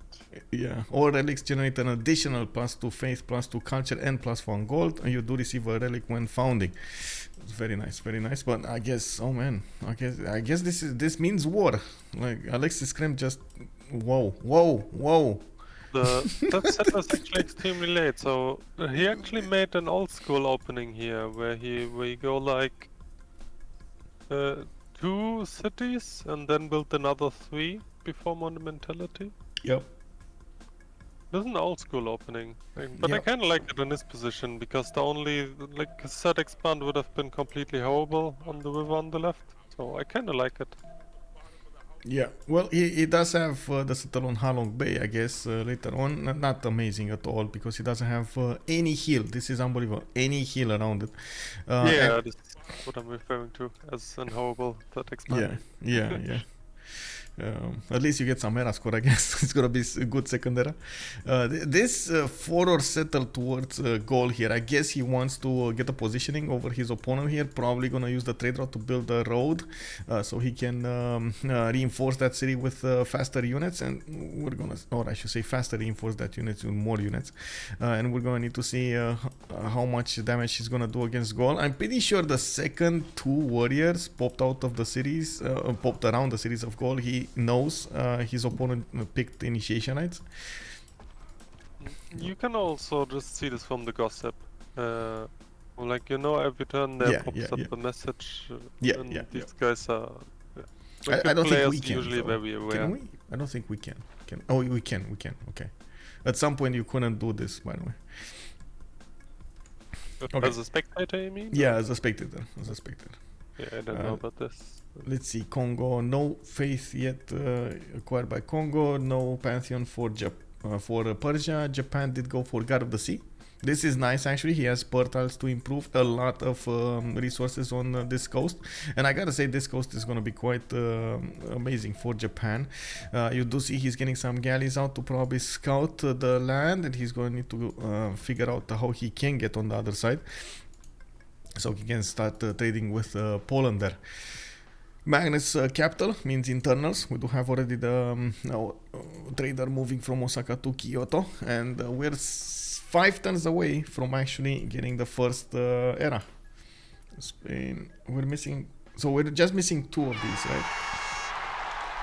Hey, DJ Hawkins, thank you so much for the prime, sir, and welcome. Also, he is calling out SAS has the worst position out of the 2, but I think they can do something magical. Yes. Poof. I wouldn't agree with that. What? I don't. They can't do magic? Are you saying? Of course, they can do magic, but I don't think their position is worse. There's no Santa? Are you saying there's no Santa? Like if you look at it, they are actually in pretty good trade positions, while Freritos will struggle to generate a lot of gold, probably. At one point we do have a goal over here that yes, he can put out trade routes to the north. He could get a city to the north of Noviodunum. I'm not sure how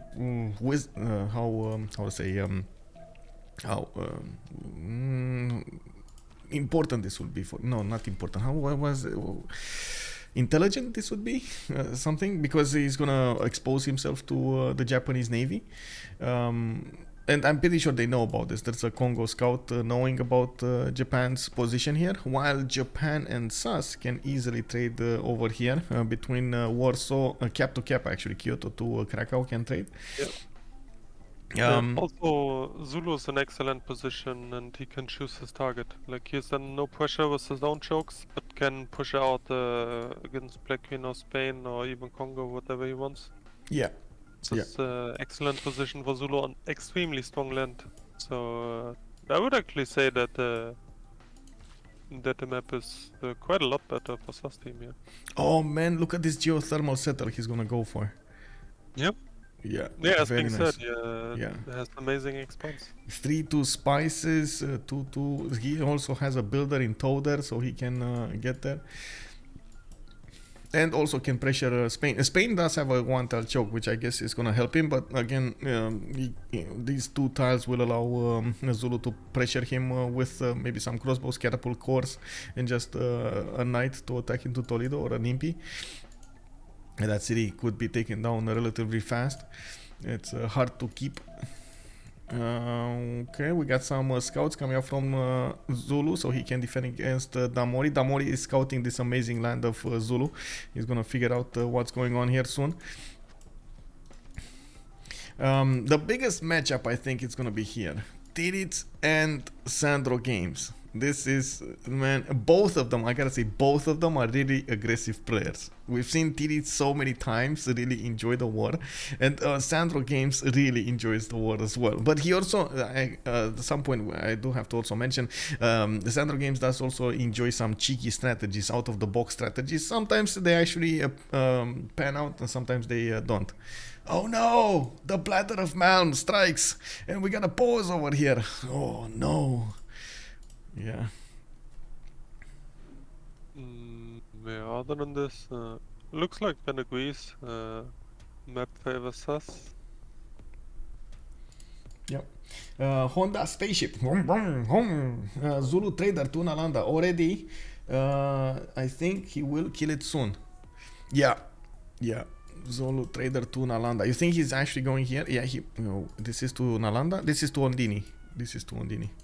But he is getting closer to Nalanda, and yes, I agree, he could take that city. He can also place another city on the wine tile and just expand. Just like Justice is saying, he can choose his targets here. He can go south, he can go west.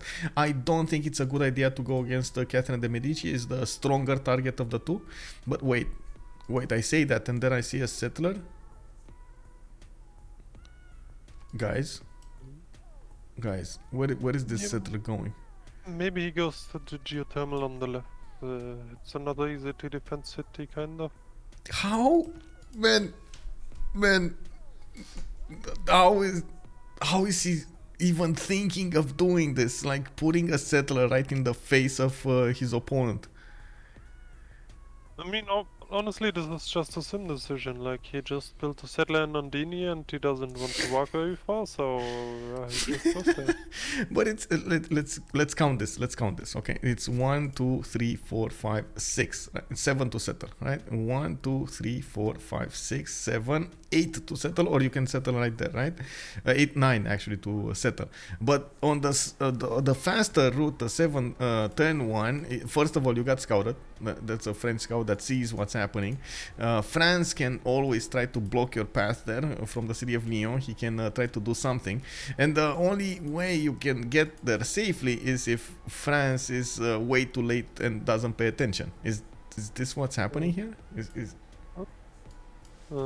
I think we're a bit overselling this. Like, the scout is there to escort, and of course I'm overselling this. Have you heard of drama? Yeah, Hello. I don't think the settler will be in danger at all. Wow. Okay. Well, I gotta say, I feel. Yes. Sorry. Strategically, I think it's a bit questionable, because I feel like he just has an extremely easy choke to defend against Black Queen, and like in his position, I would probably just expand westwards and pick Spain as a target. Yeah. Yeah, but that's obviously up to Hazaggi, what he wants to do here. Maybe he just figures it's an easy to defend city and doesn't care. That city is also on Catherine de Medici's continent, by the way. Yeah, I don't know. We will see what he's up to. I mean, maybe he just misclicked. We will never know. Yeah, that's a dirty misclick, man. That's a dirty misclick. But like chat is saying, the scout, yeah, definitely will do some defense here. He can escort it, and we'll see. Anyway, okay, Kongo already got Gaul Mubebas. They're going towards Caguana with turn 28, and he got a general and then 2 Mubebas.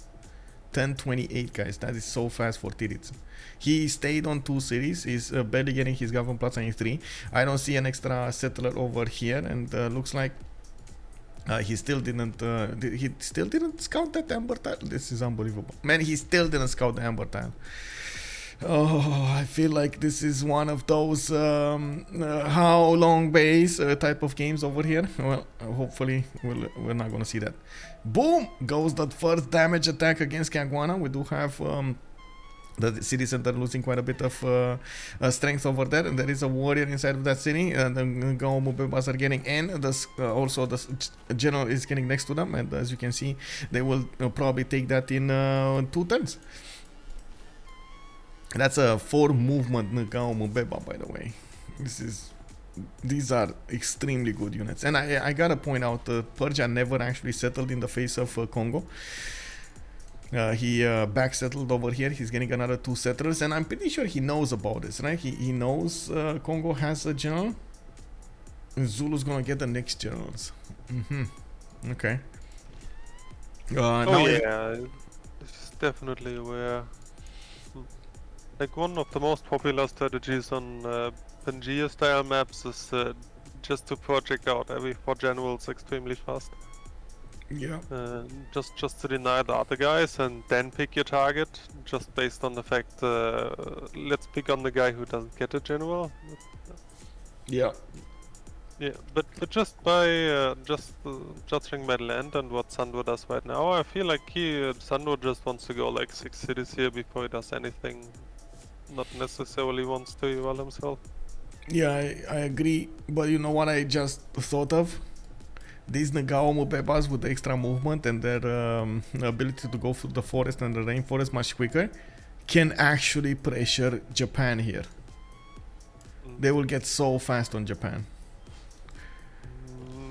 Yeah, that may actually be true, yeah.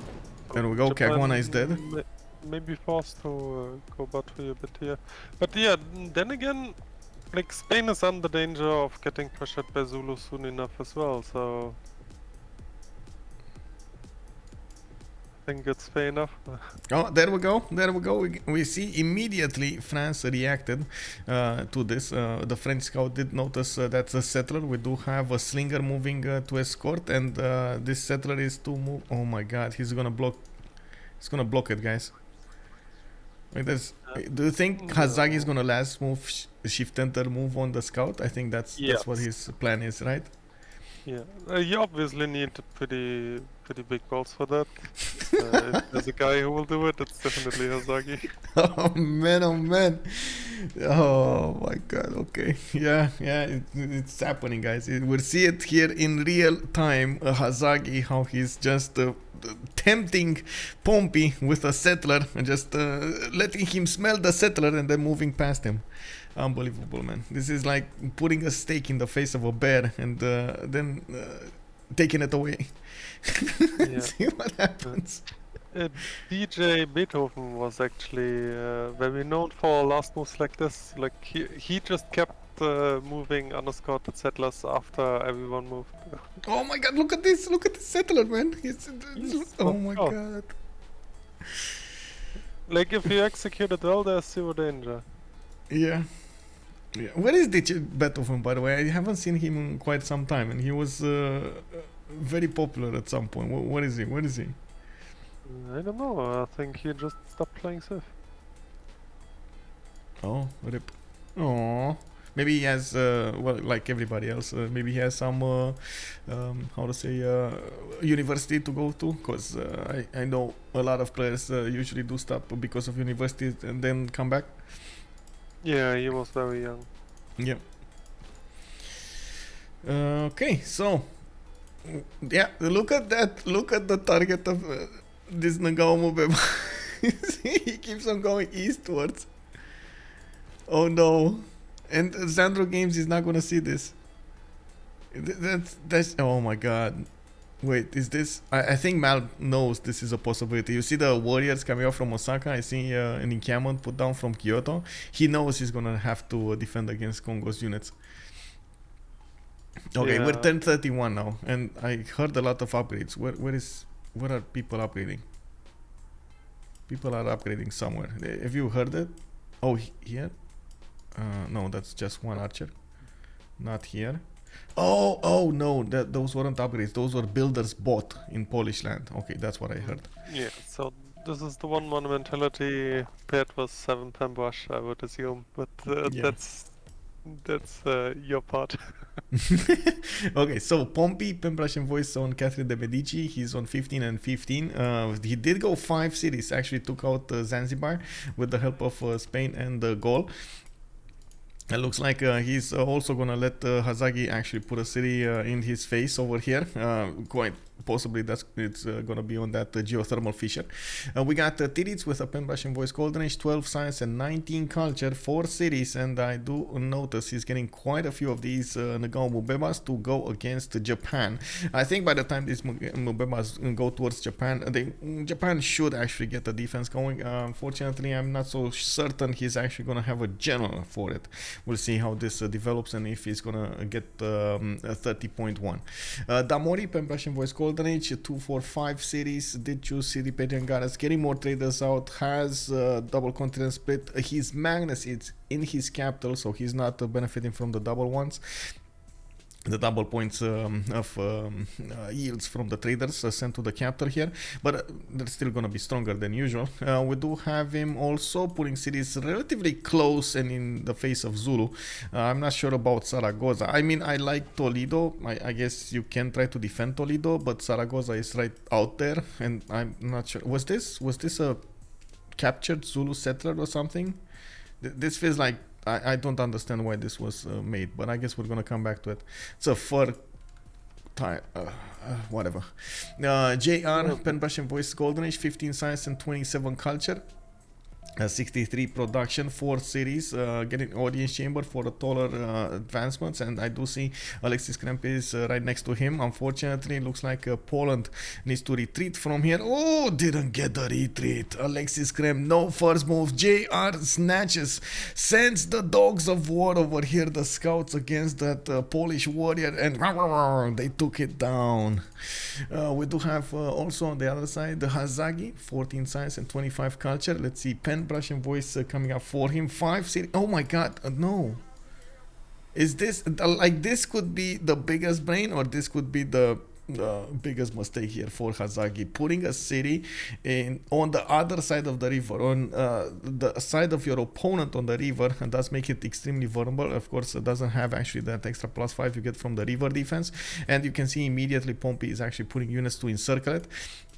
We do have Hazaggi realizing what he did, trying to get the horse out of it, and of course getting his archers, getting a general, and moving forward to pressure France from the north. I guess we thought it might be Spain as a target, but now it looks like France is going to be the target. We got SandroGames also with pen brush and voice, 8 science and 14 culture. Oh, wait. Hello, SandroGames. Oh, hello. How are you doing, sir? Man, the quick switcheroo over here. It looks like Kongo did notice there's an encampment on Japan, and he said, you know what, I'm just gonna go and take out Persia. How is Persia not actually benefiting from oh, okay, horseback riding? How is Persia not actually getting oh my god. I'm very surprised. In a position when you're so close to Kongo, you don't get a classical unit out. I don't know. I'm speechless. Honestly, I'm speechless. Wait. What? Well, yeah, Sandro just got with his pants down here. Yeah. That's Nagao Mubebas for you. Yeah. Well, it's not necessarily bad in Gaul and Bebas, it's just Sandro. Sandro playing Giga Greedy in front of a guy and getting punished. And these Nagao Mubebas are extremely strong to begin with, and that's the reason usually you want to get units, classical units, to defend against them. You can't disrespect them, especially because of the speed. And this is one of the things that I'm actually very curious. I'm very curious why Kongo is not being picked more often in the how to say, in the games, in the competitive games. I've seen them a lot of the times do amazing work, and I've also heard players say they're bad, and I'm like, no, Kongo is not bad, bro. You just don't see it often enough to realize how strong it is. Well, it really only works on the very specific circumstances, because like other than the speed and the +10 against ranged, which is very nice to have, but other than this they actually don't have much. Yeah. And so, I do have to point out Freritos did win the first game, and this is very unfortunate, by the way, for them. If SandroGames falls early, they're probably gonna be forced to CC here. Even though, honestly, I don't think Zulu will want to CC. They're just gonna sacrifice Sandro to the gods of war, and that's it. No, we got a horse here. What do you think? Is there a way for Sandro to defend against this?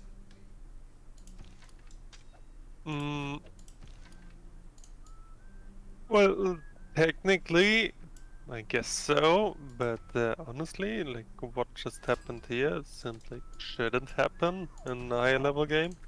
So yeah, this is the same thing we saw with Rage, right? When somebody just pulls off a 3 city attack against somebody else, and when somebody else just goes for the usual meta with the 5 city opening instead of the 3 city opening and goes to war. This is the same thing happening all over again, right? And the same team pulling it out, by the way. No, oh sorry, it's another team. It was Ulysse that pulled it. Okay, never mind. yeah, it was Fizzos and Yeah, First. well, this is not really the same situation. It's also much later, obviously. Honestly, like, I mean, I don't want to be too negative here, but Sandro just fell asleep here. Like, I don't know. Like, this is completely predictable. He saw the city strength for like 6 or 7 turns, and he just didn't act. He's okay, gonna fall also. Yeah, like he sees the city state die, and then like what? Like these units will go somewhere, right? Like Japan reacts, builds an encampment, but Sandro just keeps doing something. I don't know. Like, I mean, as being said, usually I prefer to say like, oh look, this guy made a good play, but in this case, I can really just blame Sandro, as sorry as I am. But this is Well, I guess it's all up to their choices there. Who I don't really want to play the blame game. But anyway, the reality is SandroGames is going to be in a tough position from now on, trying to defend against the Gaul Bebas. There are 5 of them in the territory already with a great general. He is pumping out horses as fast as he can from his city, so he tries to defend against these. Needs to be careful how he's going to pull off the attack maneuvers over here, because it's going to be a very, very, very hard defense. We do have more Bebas coming out from the cities of Titiits, and we actually got our answer. Kongo is not gonna go for that simming. He's gonna go for the offense over here. So there we go. We got another part of Kongo's possible gameplay, possible cards to use, and we do see he's trying to expand also towards Japan. We might see some Japanese samurais at some point, but they're not on the coast. They're gonna take a while to get to Kangwana. I'm not so sure about their chances of success. I wouldn't actually hold my breath for them to become relevant there anytime soon. On the other side, we do have Alexis Krempp with a Monumentality Golden Age. He's already on 48 faith a turn on 5 cities. We do have Apadana coming out from Krakow, Great Path from Roklo. It looks like Gaul did manage to push back Poland back to the city of Lublin, but I guess that was the plan all along for Alexis Krempp. I see Stonehenge coming up from Warsaw, which will actually give him an early opportunity to go for his finishing of religion over here, so he can get the second relic, and probably the reason he's going for Apadana. Let's follow the war. I think... wait, one of the Gaul Bebas went down. Yeah, one of them did go down. Man, these are even unpushable by the horses. No, sorry, that was the weak horse pushing into it. Okay. But no, like immediately when these horses take damage, they can't attack into the Gaul Bebas anymore. And these archers, this is one of the biggest strengths of the Gaul Bebas, by the way. These archers are totally useless against the Gaul Bebas. And that's also the unique unit of Immortals. They are the direct counter of the Immortals. I think actually Sandro should take care of this scout over here. That trader is giving him so many yields. He should take care of the scout and keep his trader alive. I really hope he's seeing this. Village. Also, I would assume all these Mbebas have the +7 slam promotion, so and the general up. So effectively on slam they have +12. Yeah. Oh man, look how easy they slam into the horses. Yep. Yeah. Oh man. Yeah. The oligarchy as well, so... Yeah. But actually they don't. They went for the Tortuga. That's surprising. Sorry, what? No, they have oligarchy. Oh, you mean they don't have the war cry, the cry something, battle cry. Yeah, they do. Oh, they don't work on but it's cavalry. yeah, Okay, it's not with cav. Yeah, Except missed cav that. and siege. It's fine. Oh, Susa getting under siege over here, and it looks like that city is not going out this turn, but it can actually go down next turn probably.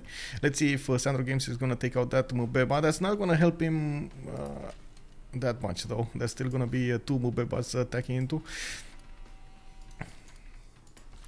Can he get another chop on a horse from Passagarde and make that horse work? Because I'm pretty sure he can take out this Mubeba to the west side with it.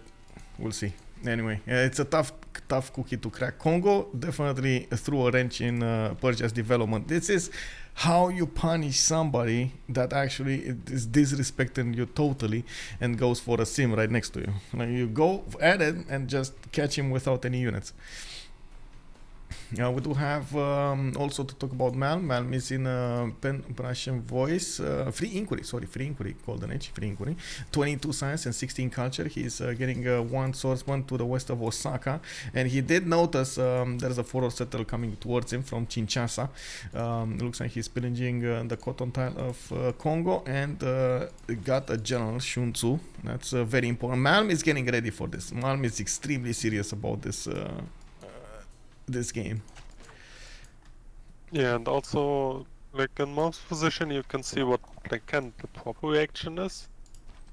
Like you obviously need at least one classical to just have the city strength, and like it's arguable if you need people singing around there, but oh no, why is he not slamming it?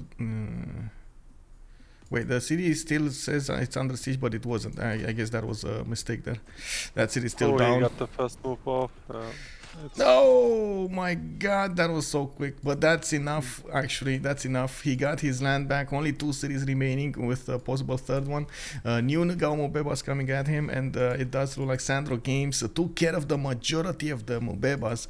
All of them sacrificed to take that city down from Sandro, and of course put him back so long. This is wow. This will hurt their attitude. We do have a new war coming up here. Zulu, and as predicted, going against France.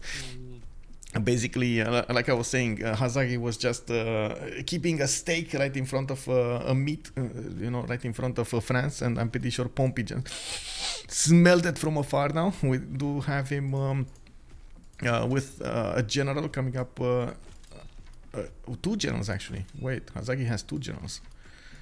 Okay. Yeah, this Zulu does. Yeah. But this is actually a very good example of what like like it doesn't seem to matter that much. Does not Vengo settle, but actually like he kind of dared to go Black Queen now into him, and like Black Queen, like this is also a good example of what pressure does.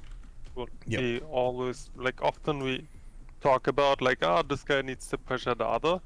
So like what this pretty much does is like Black Queen and Zulu going head to head kind of enables Spain to kind of freeze him, and which in turn probably means that Spain will have the advantage over Japan in naval war, because Japan will get pressured by Kongo.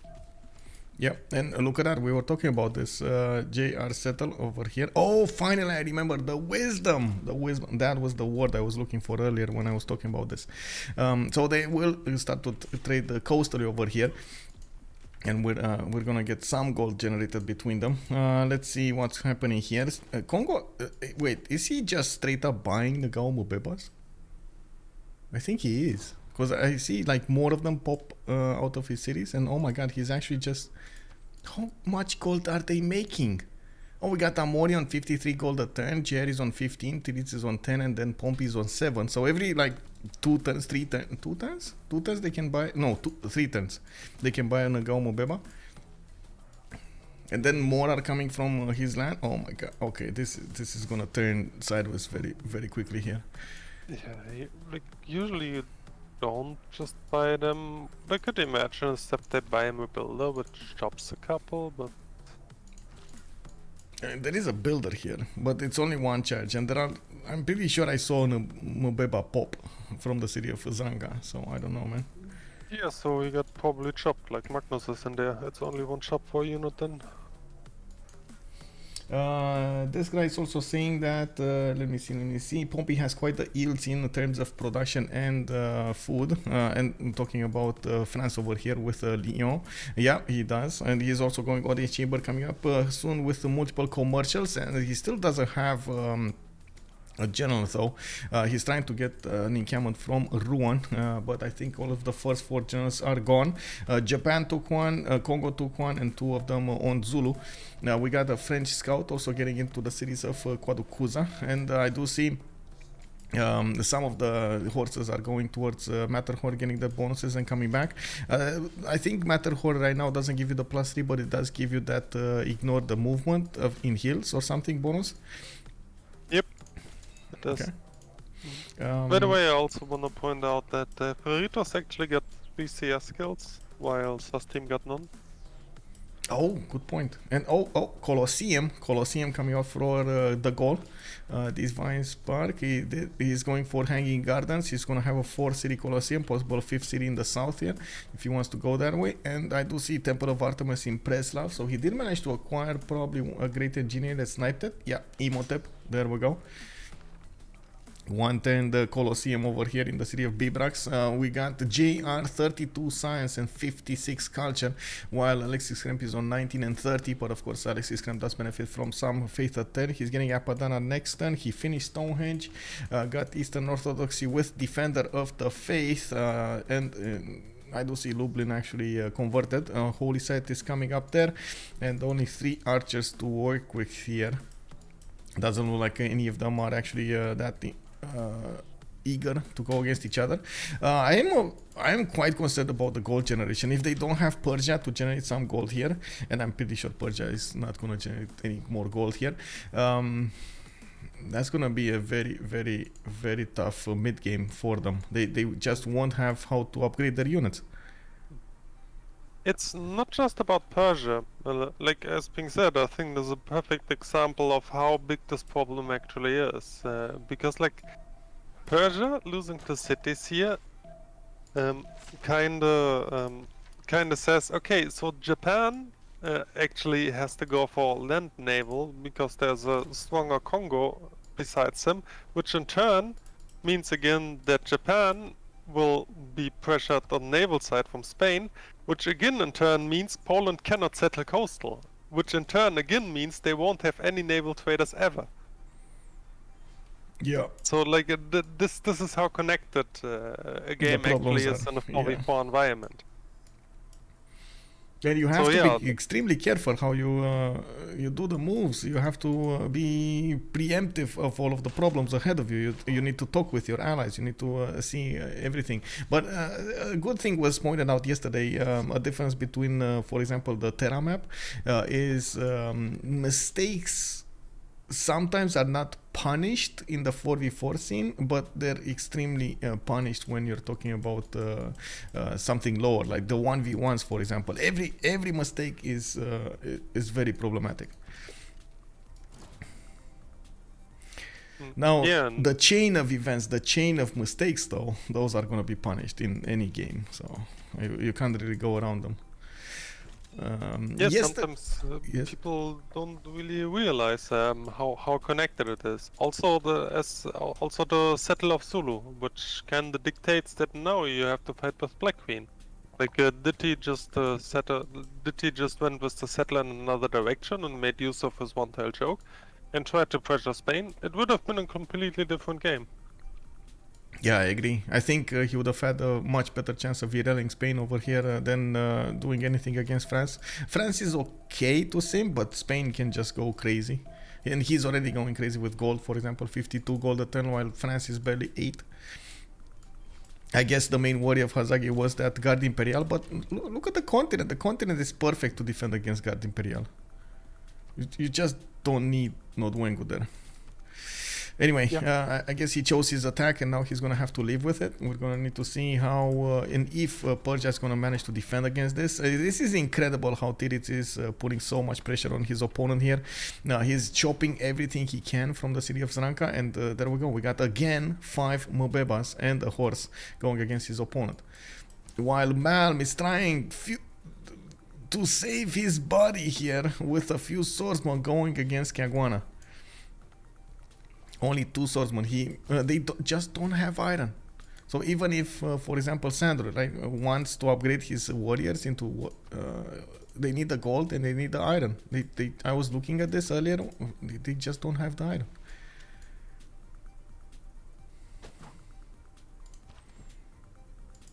And he has the upgrade for this turn. He can't upgrade. Drink water, King Lemmy. I guess I have some water. Give me a second. Also, Freritos are better at punishing other teams' mistakes. Yeah, they are noticing the mistakes and, of course, trying to use them against their opponents, which is a very good trait to have. First of all, noticing the mistake, and second of all, punishing it.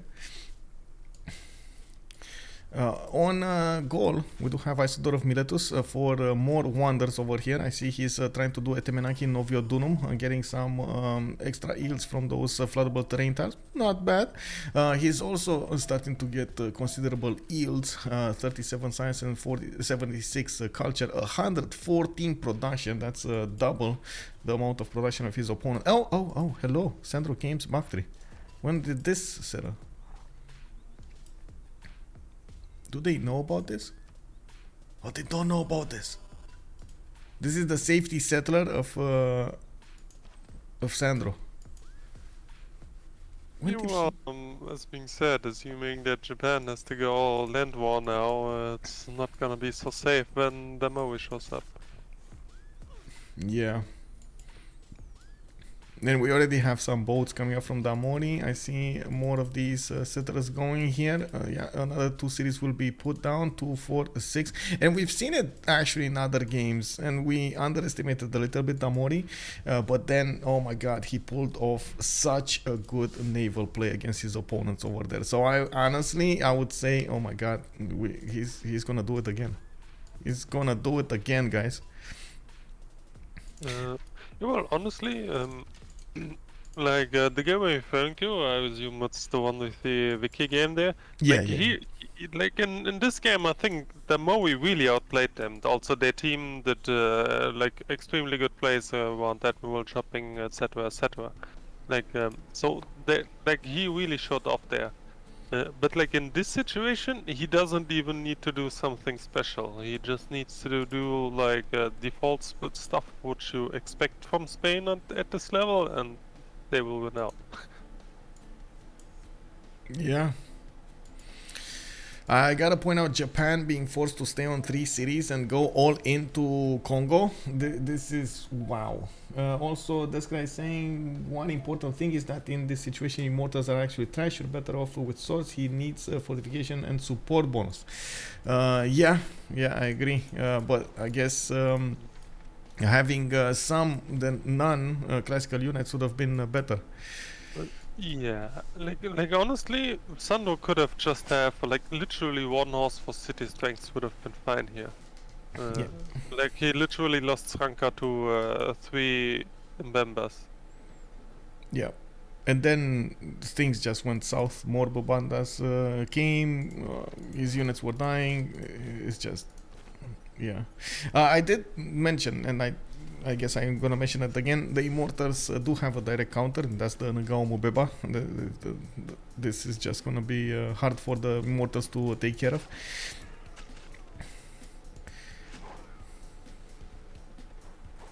Ooh, important. The Great General just got pushed back for a little while there. He might actually hit Ngao Mobeba with the Immortal as well, doing some damage. Important damage to do, by the way. And I do see, unfortunately, he does need a lot more iron and gold to upgrade his units. This attack of Malm against Kagwana is kind of falling down.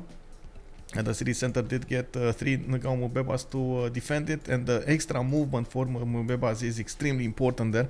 Allows them to reposition and quickly cover land. We do have Malm also pillaging the sides of Kongo, and I did see a question in the chat here. Did Japan not manage to get the fourth city? I don't think he lost a settler. As far as I know, I didn't see one lost there, but oh, another city got taken down, by the way. In the north. I don't know what this one was. What it got. Was that Candy? Yep. Yeah, that was Candy, right? Oh no. Let's see. Krakow has one single great work, one single relic. Unfortunate. Yep, like, imagine Kongo wasting candy. Yeah, Thandorius, good evening, sir. We got a good one today, indeed. Also, DJ Okins saying Sas was always going to be in this position. Kongo realized early he had to push one of them and make Japan and Persia go early war, leaving a 3 versus 2 game. Yes, I agree. Kongo over here did amazingly well. Yes, he has to try, but Persia rolling over this easily is just not to be expected. Yeah, I was like, that's why I was expecting Persia to put a city in the north so he can try to protect it. This would have been much harder to go at by Kongo. And immediately after Kagwana fell, you have to know. Like this, you have to know. This is the next move of your opponent to actually try to go against you. Yeah, like it's obviously not pretty because he was late on the clock and they didn't get a general, which is arguable as well. But yeah, like as being said, the troops will go somewhere, and by just ignoring it, they will not disappear, right? Yeah. We do have Spain, by the way, Damori on 2, 4, 6, 7, 8 cities soon. He did finish pyramids in the city of Zaragoza, and unbelievably, actually, that city still holds on. That's such a weird city, but I still can't figure out why did he put a city here? Why did he get it so early? Like, I understand maybe later on, but like so early, I don't know, man. Just to have the pyramids. This is the only purpose of the city. Yeah, well, it looks like he did manage to get the pyramids there. Now we do have catapults coming out from Zulu. It doesn't look like France can push through Zulu's land, but neither can Zulu push through France's land. Looks like also these Ngao Mobeba slowly they're tearing apart the units of SandroGames over here. Well, putting more pressure on his side. We do have a trader moving towards the Kagwana to get some roads built, so those Ngao Mobebas are going to move much easier towards the front line. Now, I'm not so convinced that these Mobebas are going to take down Passagarde, but they're still going to make Sandro pay for the fact that he went commercials next to Kongo. With do unfortunately have a ticking time clock over here. Japan is gonna be forced to defend against Spain on the coast, and as you can see over here, Damori is already getting some of his admirals to work this to see what's going on here. He is also 10.3 great admiral points a turn, while Japan is only on 4, and they did start to discover the medieval Renaissance ones. I do see Damori got Themistocles. I see Damori got Artemisia, so I guess this is Zenki is the first one, first medieval Renaissance one. And we got more cities from Alexis. No, he's getting a harbor. Yes, what is this harbor?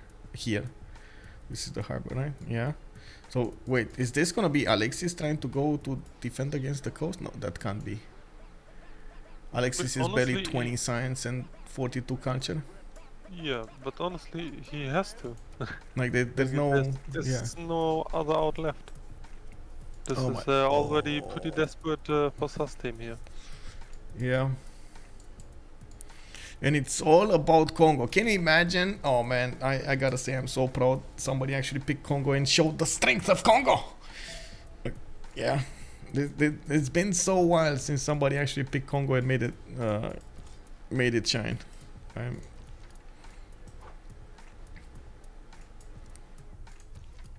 Yeah, I mean, having a guy staying on 10 city strength next to you when your troops are already walking after a CS kill helps. But yeah, When you're Yes, actually the direct Kongo. counter of him. Yeah. Yeah.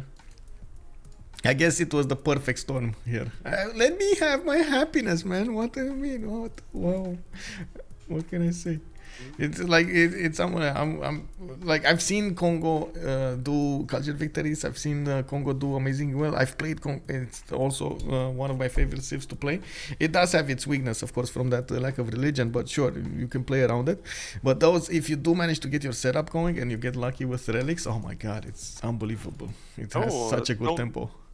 Don't get me wrong, I love Kongo myself, and I'm completely convinced that Kongo is actually one of the most interesting culture victories in the game with shopping malls and archaeologists. Yeah. Like I personally do love this civ as well. I can only just repeat here. I think this is such an. I just think this is a really big misplay by Sandro and not necessarily about Kongo playing well. Like, you know, I'm usually trying to be positive, but this seems kind of inexcusable for me at this level. Oh, we got Deskra also saying he's holding a science victory record on Kongo for a while on CPL. Wait, are you? Wow! Congratulations, bro. If you guys don't know, CPL does have a record keeping records actually for some time now, and you can submit if you do manage to break a record with, of course, evidence and so on and so forth. And let me actually see. Series misc victories. It's wait, oh wait, it's science 103 Senok. Maybe I don't see it properly. Oh, you did. Okay, you did. Not anymore. Okay, I see how it is. Senok got over you. Kongo did get free relics. Let me actually see. Did he? No, he only has one Stone of Scone. That's from his Gavron Plaza probably. Okay, we got more of these horses coming out. It looks like another Mubeba did show up. More of them will need to defend Kagwana, while as you can see, Malm is pushing towards Mubata. This actually totally this is a total war coming up from Japan, which denies him the opportunity to defend the coast anymore, and that's gonna be a Polish job, and I'm pretty sure Gaul will try to push at some point. The second they notice Poland is going to try to go naval, that's the second Gaul will figure out that he's going to need to do an attack against Poland here, even if he does have a +3. Already, huh? It's well, he's kind of preparing for a defense. Statue of Zeus. He's getting more production towards spearmen, towards anti-cav units, getting free units, and basically getting pikemen. He knows maybe some Polish wing hussars will come against him, so he's just doing the defense. I don't think he's at the moment from the military composition. I don't think this is prone for him to go for an offensive move, but more defensive move. Zulu just got stuck here, but he did manage to take Nalanda, and now he might actually pressure Spain. Is this possible though? Can you take away the attention of Spain at this moment in time? Because there's no other way to stop Spain from taking out two of your allies. Yeah, once again, you simply have to. Like, I cannot really tell the chances of this, but it's pretty much the only option here at this point. Nalanda got taken back and raised. Damori showing up with two horses, realizing the danger. He took it down and takes out that city of Hazaggi that was closer to him, not allowing him to get that forward settle on him. Yeah. Beautiful proactive play by Damori here. Honestly, like having the horses there and reacting in time before Zulu knocks on the store is very good on his part.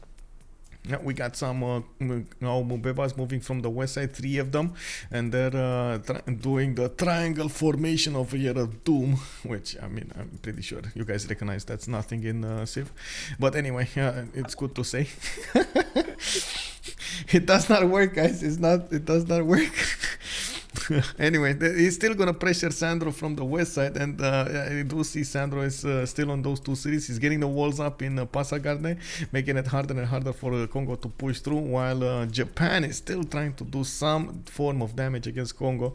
Unfortunately, these swordsmen are outclassed against the Kongo Mubebas, and as you can see, the 58 strength on that Mubeba, even without a general, helps him survive quite a bit. We do have more settlers now coming up from Malm. I see crossbows also on the front line, in the city centers, I mean, and more of these catapults are going to Caguana. Is he gonna manage to do enough damage to take a city? I'm not that convinced. We're gonna need to see. It doesn't look like any of these forces are able to take down cities with Mubebas protecting them. By the way, I'm extremely confused about Malm's tweak if he wants to go for naval warfare here. Like the additional culture to get the samurais would have been much more valuable for him in my book. But yeah. Also, a good point over here from Grain is before monuments. Crossbows are still not gonna beat the Mubebas. Those guys with the extra +10 against ranged units, they're just gonna eat those arrows, and that's it. Look how little damage these guys take, man. This is unbelievable. Have you seen that? It's just nothing. Like, that's a 68 strength unit shot by an archer.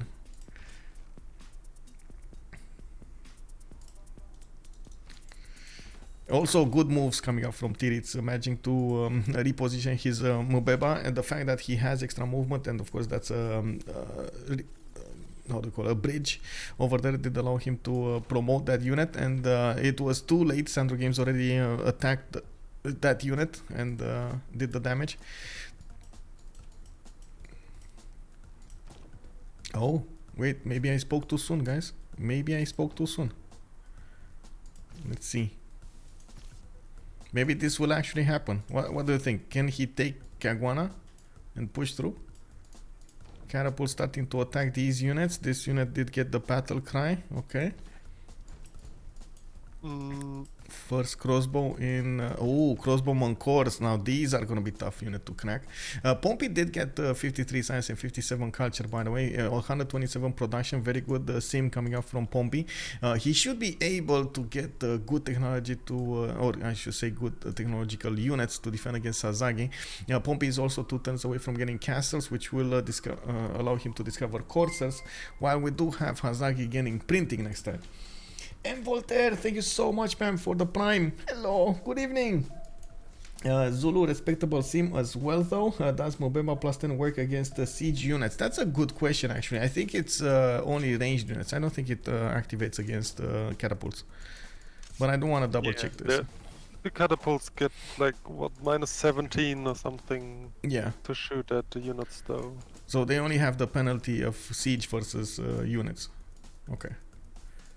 Yeah, so I think Caguana is going down, guys. I think actually Malm is pulling this out. You see, Titiits is already concerned about this. Come back, come back.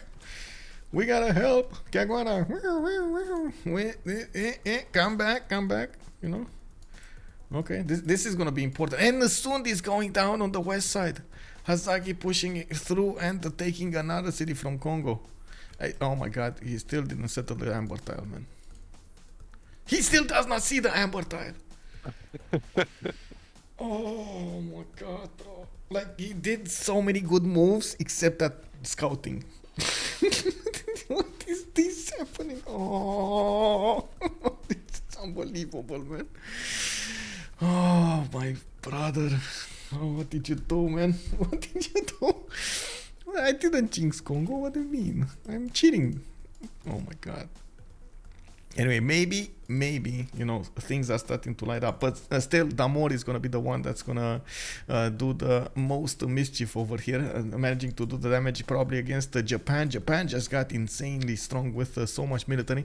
In the score screen, we do have a Malm 565 military going against Titiits is 441, basically forcing Titiits at the moment to put all of his cities to work for his melee units, or even catapults coming up from Caguana. I see a builder. I spy a builder here in Mubata. Okay, he's trying to get probably more chops over there.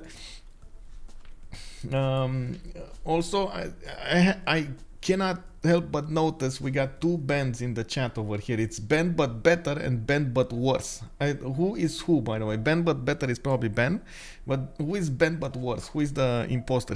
I saw he got called out by Ben as well. Who's that? Who's that? Does anybody know who's that? Okay, Guana got taken back. We do have a liberation coming up here with the units pushed out of the borders. That's a bit unfortunate. Japan still can move through and did manage to take down another Mubeba, while two of the units of Japan got pushed forward towards Mubuila. That's actually quite dangerous though. His units are probably going to die on that city's borders. That also means Kongo will probably lose Zranka back, and yes, SandroGames can get his city back. Oh my god, can you imagine after like 10 turns? Take it down. Take it. Not that with... Oh, okay, I guess that works as well. That's one of the advantages of the Immortals, by the way, and one of the things that they do well. They don't need to take damage on return because they can attack with the ranged unit, with the ranged ability. It's not doing that much damage, but it also gets increased with the promotions, so it's all in all, it's quite good. And Sundi did go down. Hazaggi does have a horseman core and can go forward towards Mubanza, Kongo. Wait, is this actually coming back? Is this, guys, is this coming back?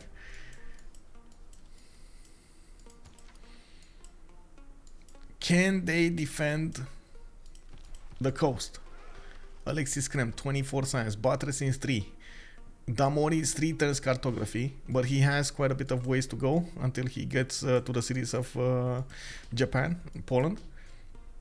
Is Japan going? No, he's going printing. Okay. Yeah, how is SAS team gonna fund the upgrades though? It's a good question. They just don't have any gold. Well, I guess pillages maybe. Hazaggi does have 378 gold, but he's pillaging. There we go. He got into the lands of Spain. He's pillaging the mines here. He's trying to get to the mines. They play the reverse Uno card. I don't know what that is, but it sounds great. Oh, look at Hazaggi just putting his horses on the tiles to pillage. Well, that's unfortunate. That's a dead horse. I guess it was worth it for the pillage. Caguana got defeated. The catapult is like, guys, where have you gone? Yeah, what we do now? Looks like Japan just took away that city center. Didn't wanna. I'm actually a bit surprised. No, I'm not actually. Sorry, just thinking about this through. They just didn't have the gold to get samurais, right? Even if he has samurais, they just don't have the gold for them. Yeah. Anyway, multiple catapults coming against Kongo here. It looks like Kongo is trying to defend himself as much as possible. Now the city of Zranga is going to be taken back by Persia, and we do have to see if Japan is going to manage to push through Mubuila and Mubata to the north. He still has catapults attacking into that city center and the units around it. It does seem like the builder will manage to get some more units here, and I'm pretty sure that's why he's getting there. Kongo's capital is under attack. Hello? Oh, Hazaggi pulling a switcheroo here. Now, well, there are some Mubebas coming out to play, and Burika is back in the capital city. He's trying to defend this as much as possible. I just noticed Kongo did go for Ancestral Hall instead of Audience or Wallo's Throne. Interesting. Okay, that's either hyper cocky or just a mistake. Yeah, I guess I guess it's a mistake. Oh my god, these crossbows. One of the cool things about Zulu is its ability to get the cores right early, and if you do get these crossbow on cores, they do so much damage against your opponent. 65 strength against the courses 55. And these units are just like, yes, sure, they're gonna get upgrades and they're gonna be stronger, but they're just gonna die on the battlefield. Boom, that's one down. That wasn't even attacked by a crossbowman core. And that's another one coming up to the chopping block. Check this out. The new challenger. the new challenger arrives. Okay, more courses coming up here. Okay, let's go. He has lots of catapults with promotion. It might be a really good defense. Whoa. Who? You mean Japan? For the coast? I'm not so sure there's enough time for him to get back, but sure, that might be a good defense. Yeah, I tend to agree. Catapults, well, not really catapults, it's more trebuchets and bombards can help you defend. Catapults are basically just annoying your opponent with catapults than actually doing a defense. Give me a second. All three blocks are quite okay on defending against naval, but this still implies that you lost any naval control. Like, you obviously would prefer to pillage some gold, upgrade Poland, and he then tries to hold Spain. By the way, let's have a look at the admirals. Did there happen anything, or did they just pass the... Okay, they got recruited. Zinki got recruited, and that's it. And then we have Spain getting... Oh my god, I did mention it, but totally forgot to mention it again. Spain does have a prophet. He's gonna use the +5 against civilizations with another religion here, and Poland's units have no chance. He's gonna have +10 over them, right? Oh, actually more with the fleet ability. Oh my god, this is just... Yeah. The good thing is there's only one coastal from Poland, and yes, I guess Japan needs to do something for his units. Give me a second so I can finish this, and we're gonna talk about it more. I think Liege is first. Yeah, he's first. So I'm gonna go B. There's no way though. Like, Cyprus or Japan have really zero chance, while Poland has very low chance.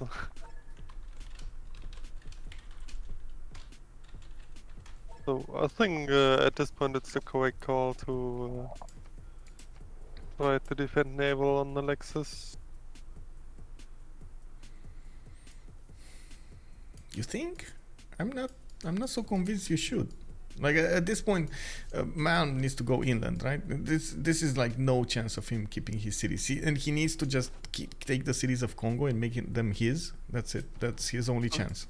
Yeah, but like look at Sus team. Who else is supposed to contest naval here? Nobody. There's like no. You gave up on the seas. Like the second Japan went to war, you gave up on the seas. If you give up on the seas, Alexis is dead anyway. Yeah, just yeah. So he may as well try to defend himself. Sure. Do you think it's possible? As being said, I think chances are low, but you have to deal what you maneuvered yourself into, right? Yeah. As being I said, guess he's like, gonna try. Yeah, he's gonna try. Personally, I think in the early game there were two big mistakes. One is settling Nabengu and giving Black Queen a target. The other is obviously a much bigger mistake. Sandro just walling over to 3 Mbebas. Well, he didn't completely, but yeah, the fact that he lost 2 cities was crippling him, and did manage to cripple him. Now he's gonna get finally Zananka back, and he's gonna get to push forward towards Kongo. Kongo did manage to take out those units of Malm that were pressuring Mubata, so that's danger over there. It does look like the catapults don't have enough damage to attack, and even if we do have some crossbows, oh look at that, the crossbows 48 damage does deal some damage against the Gaul Mubeba's weak one, by the way. That's half HP. And finally, a samurai comes to play. Now this is a unit that can tackle the Mubeba. It's more about, unfortunately, the amount of units that's going to hurt them. Now we do have Japan also moving forward towards Mubuila, where there is a crossbowman coming out. I see catapults are going to get a position on that city center, and there are some units from Japan that can pressure through and try to attack into it. If they do manage to take Mubuila, they might as well just try to upgrade some units here, upgrade some samurais. With them, they can pressure Kongo afterwards, the capital city.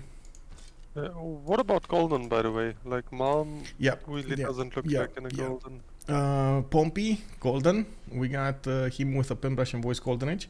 We do have him still pressuring Zulu here, and well, I guess he's losing quite a few coursers to this line of crossbows. Titiits is in Dark Age. Damori, pen brush and voice Golden Age. We got him on the 68 science with 70 culture and 164 production, by the way. Oh my god, he's so much production difference, by the way, between the two teams. This is unbelievable. Like, there's so much production difference here. JR also 88 science with 121 culture, pen, brush, and voice Golden Age on him. He's already getting a spy in Gallic, in the Polish land, and seeing what's going on there, relaying that information to Spain. We do have on the other side Hazaggi, pen brush and voice, 60 science, 49 culture. SandroGames, normal age, and the city of Sanakal just went to free cities. Is gonna take it back. Okay, there we go. He got it back, guys. He got it back, man. He got his city back. SandroGames can actually, little candlelight now, eat some cake. He's gonna be happy about it. He got his city back. They lost the game, but he got his city back. We do have Alexis Krempp coming up with 28 science and 90 culture. He's on pen, brush, and voice Golden Age. And as we can see over here, he's going to need to do something to get caravels as soon as possible. He has cartography coming up in 5 and reform church in 1. We don't yet see Spain upgrading, but he does have the caravel upgrades. They will need to put some gold into this, which they are casually making. Damori is on 100 gold per turn, not bad. And then Malm, normal age, free inquiry, gold, normal age, unfortunately, 16 science and 20 culture. He basically erased himself into taking down Kongo. Which, I mean, I guess it's an eye for an eye here. Are they putting all of their eggs into Hazaggi's basket here? Because that's the only way they might do something. But I kind of feel like Hazaggi doesn't or will not have enough strength to go against everybody here. Maybe I am underestimating him.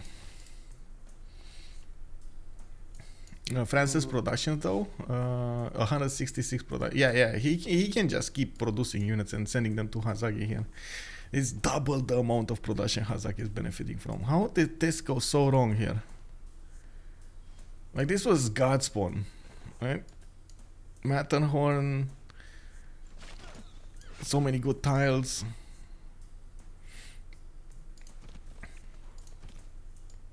The line of crossbows is getting torn apart. Yeah, I don't know. First off, I think the biggest problem, like from Hazaggi's perspective, is settling Nordvengo, which was not thought through. Yeah, this was. I mean, immediately when I saw that settler, I was like, "What? You know, like that cannot be, guys." But it happened. Yeah, it kind of feels like he has no benefit from it. So I'm not sure why he did. Like, I mean, I do see why he did that. He just built a settler in Nondini and didn't want to walk far.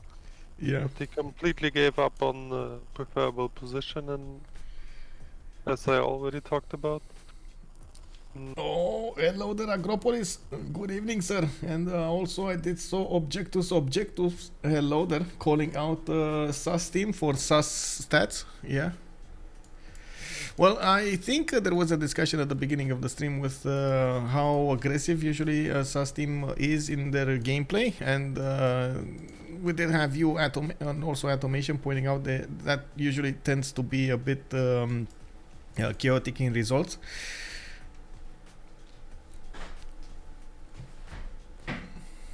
I don't know exactly the correct words. He used another word, but I totally forgot the other word. So maybe you can remind me what he did say. I'm not unpredictable. They are volatile. Volatile. Yes, volatile. There we go. Thank you. Why is Japan deleting cities? He should keep them. Yes, I think he's worried that he's gonna flip back. Whoa, he deleted another city.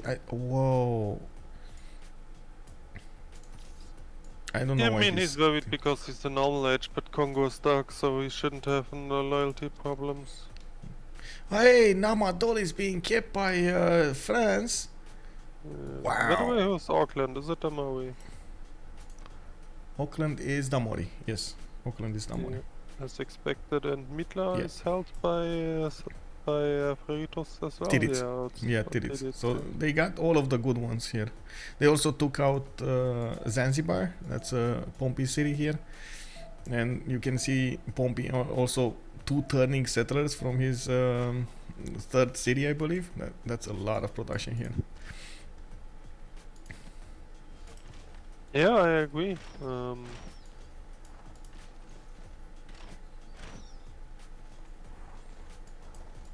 Really pretty much everything going in Freritos' favor here. Yeah, well, we did see this yesterday, and still we had Hazaggi trying to get as much as possible throughout the game, try to get it back for his teammates. This is the last chance, the last hope to pull this through. Yeah, and therefore it's completely understandable that he will try to his teeth, right? Okay, I got a big question here. Do you think the second map, the previous map, was better than this map for SAS team in particular? Which second map are you referring to? I forgot. The previous one. The one, the one with the last technical, the one with the river, the invisible river. Oh wait, that was the previous map. Like the previous one was they lost the population. Okay, never mind. With Poland on the river, like I think we already saw like half the map, so I cannot check. Yeah, true. I was thinking honestly, if they did it by themselves here. Oh, he's keeping it. He's keeping Japan City. Honestly, as being said, I would make a strong argument just from spawns alone. This map favors SAS team. I tend to agree, but the moves, the choices were wow, just setting the tone for the game here from the beginning.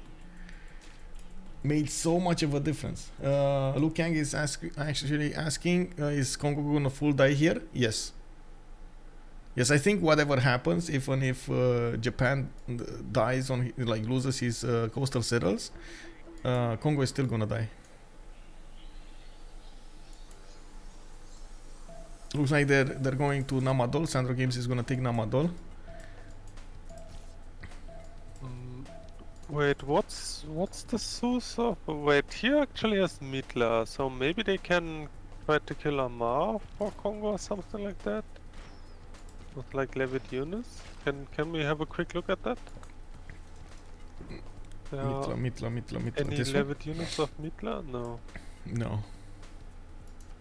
Wait, what are you talking? Titiits? Titiits has. Yeah, Mitla. I'm just thinking if they can maybe have a safe city kill for Kongo with levied units somewhere, but it doesn't really look like.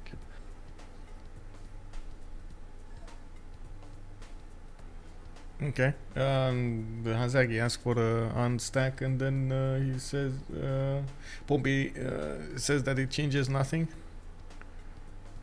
Not sure exactly what they're talking about. I didn't see a stacked unit, so I don't know. Anyway, we do have caravels on the way from Damori. A line of caravels are going towards Poland, and at the same time against Japan. Poland does have only one galleon. I think his 2 galleys in Halong Bay got taken down.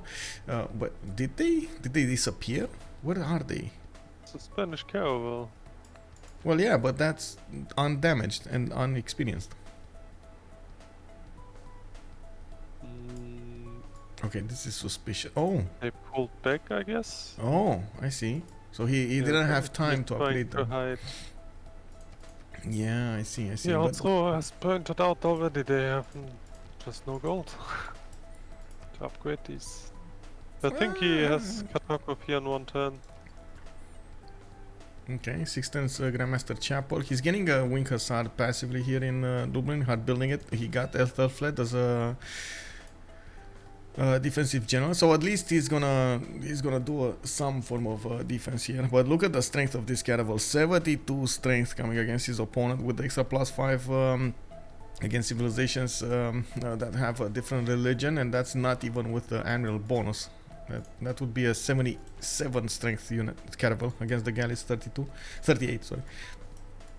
Okay, so walls coming in Kongo in 3 turns. They need to get there fast enough. There are multiple catapults that can deal with the city's walls, and from what I can see, the catapults do significant damage against these Mubebas also. We do have the general allowing Malm to move much faster than usual, and of course with the samurai he's doing considerable damage here also.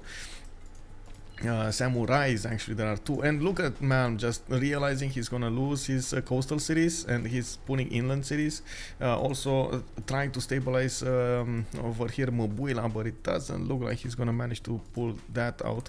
And that's a -12 city. They need to take out Mubanza Kongo really quickly. They need to take it out.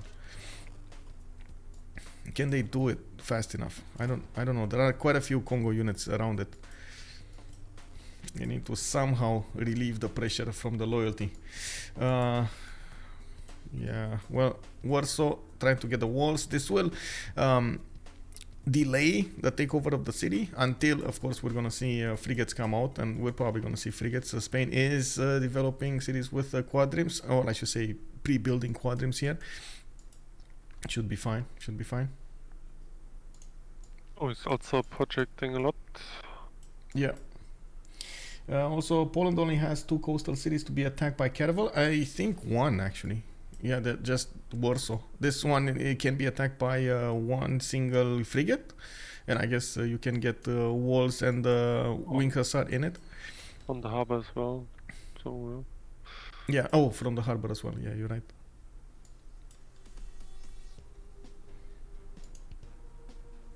but I mean, it doesn't really matter. Like Poland. There's no other option here. Like doing to Hussars, there's no way he's gonna do anything against Gaul here. So he's stuck on naval with very little chances of winning it.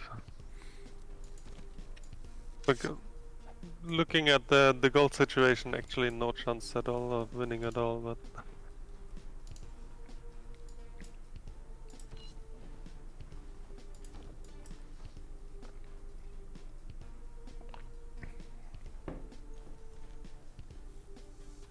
okay, so even if the walls go up in Banza Kongo, they can still push through. The Japanese samurai pushing towards Kinshasa will go through probably. The catapult also helping out there. We got another samurai joining the fight, and they did manage to upgrade some samurais in Mubuila. Now this city is still rebelling in 5 turns, and we do have Malm getting that closer settle, putting more pressure there. Not bad on the loyalty. SandroGames is starting to also expand finally. 2 more cities coming out from Passagarde and Gordian, and he's trying to take down Namadol to deny a significant amount of culture for Spain. For wait, is that Spain? That's Titiits. Wait, isn't that Titiits? Namadol? No, it's Pompi. It's actually he has 0 bonuses here. He's just keeping it away from his opponents. Never mind. Pompi has 0 bonuses. Well, some, I guess, culture points, and that's it. What, 2 culture points for the capital or something? yeah, but it doesn't matter at all. He obviously just wanted to deny it from Japan. Yeah. Well, we do have a Corsair Corps coming up from Ondini, and they will pop in the forward cities, while France was forced to push, get back from this Nodwengu attack. We do have the Corsairs with +6 on them, available for France. They have quite a bit of damage against the units of their opponents, and I don't see yet considerable force to go against Spain over here, even if Spain has only 4 horses to defend himself. Those are more than enough. Now the biggest challenge will be to take down Kongo fast enough, and from what I can see, Zulu over here is gonna try to get some crossbow on course to deal some damage. He lost his courser, and Japan still needs to get his units in line to actually attack against the capital city. Walls will go up in Mubanza, Kongo, and one of the catapults will go down now. There we go. Kongo just trying to dwindle the number of units coming against him. He's also giving up on Kinshasa like that. Well, oh well. You gotta do what you gotta do, I guess. Oh, now there we go. Another chop over here in Kinshasa, pushing that city-state strength to 47. Ah, never mind. Him moving it to the capital now. Pompi coming up with a few coursers, trying to do some damage against Nsundi. These are way too low to attack into the city center, but they can damage the catapults. And of course, we do see Hazaggi is getting that crossbow to move on the front line. He has Trungtrak as a general there to help it move faster. Finally, Impi cores. Oh my god, this took a while. I was even forgetting these Impis existed here. Is he gonna use any of them? These are so strong units against the Cav units, but he barely has any. Yeah, Gaul the very early Zeus, so they lose quite some value. Yeah. Which is actually the double dipping for Gaul, if I think about it. Like, he really wants to have it against the more defense against Hussars, and he also denies it to Zulu. It's actually pretty beautiful to watch for Gaul here. Yeah.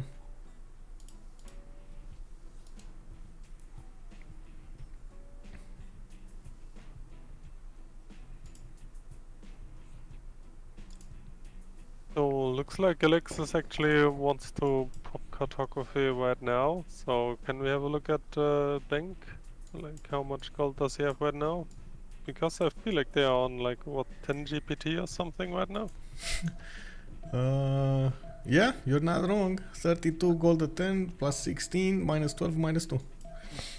And actually kinda has, like, no feebles whatsoever. I don't know where these boats are going. Where are these boats going? Because they definitely cannot upgrade in Gallic land. So, where are they going? I guess they are just running from the chaos. Get out, boys! It's burning! Get out! Save yourselves! Yeah, well, now we do have multiple catapults coming out for Japan. Looks like he's trying to put up a defense on the coast here.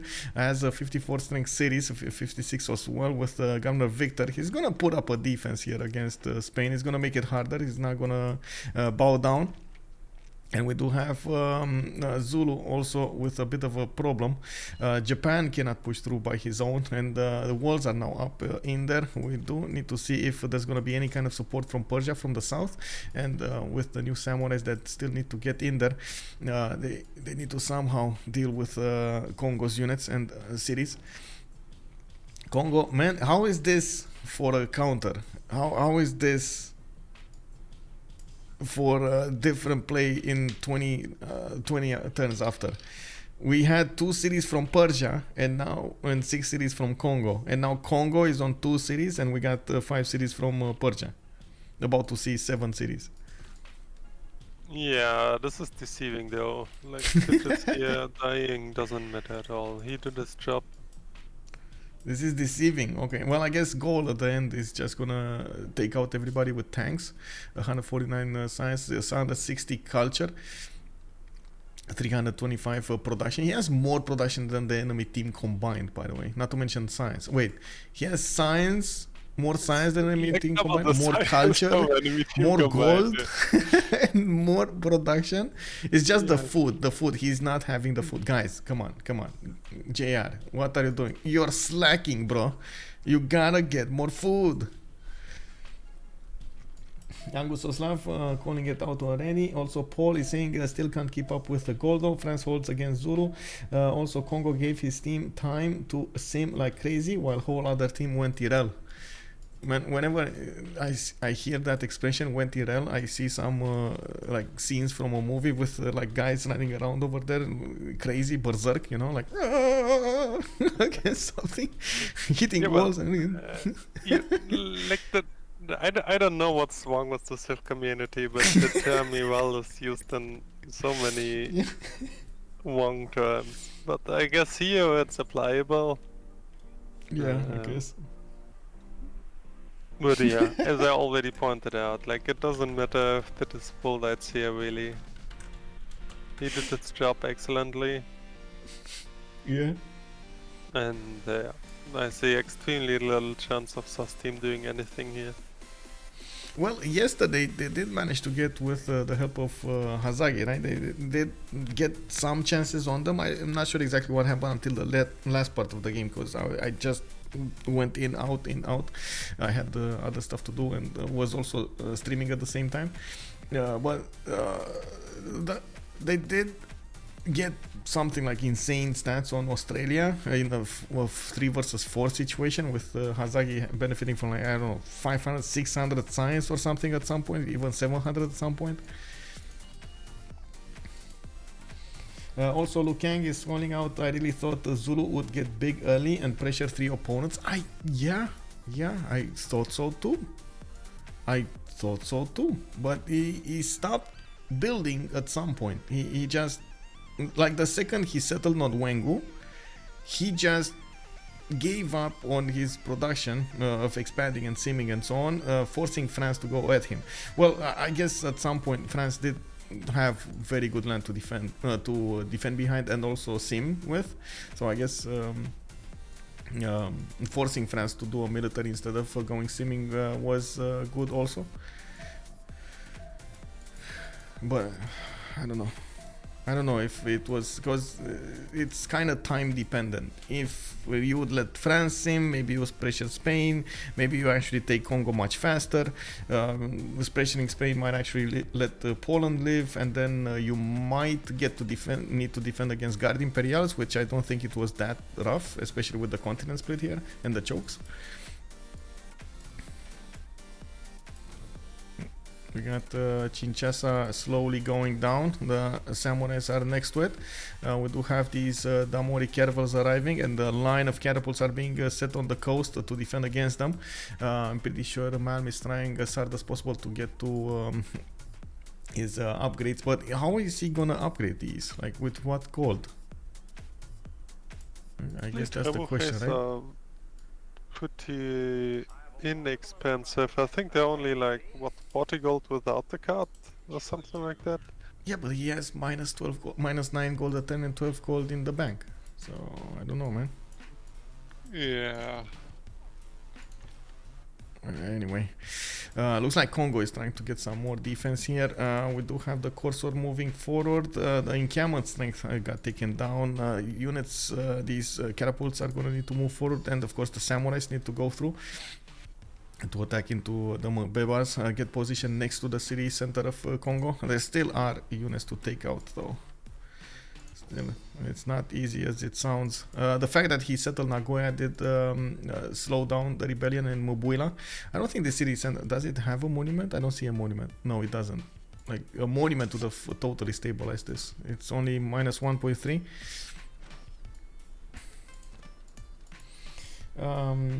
I think it's a long time before Poland dies. Yes, it is a long time. Poland just got 1 wing hussar, and that 1 wing hussar was enough to push the Warsaw city strength to 66.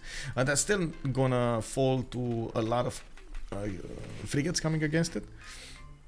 Well, honestly, who cares about frigates? Look at the Gaul with 200, and then you will realize that Poland, the inland cities of Poland will not live too long. Guys, 80 crews.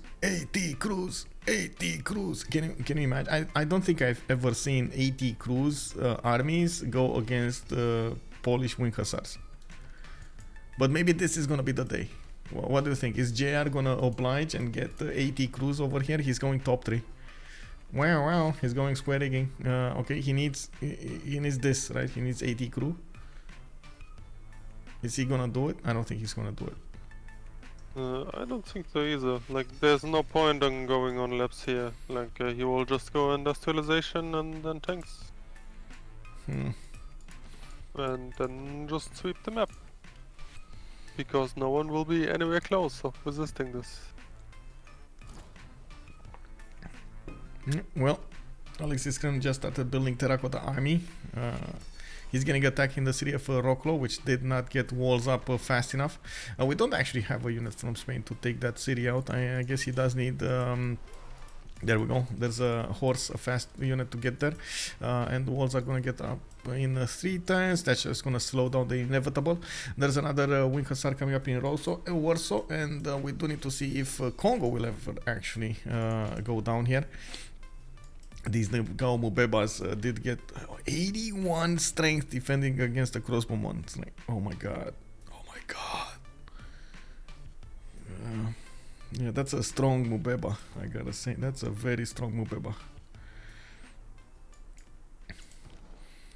Well, we'll see. We'll see if Malm can push through this wall of units. Kinshasa slowly is going down. He's using 2 crossbows and 1 catapult to take that city's strength down. And I guess the catapult is getting attacked in return by the city's walls.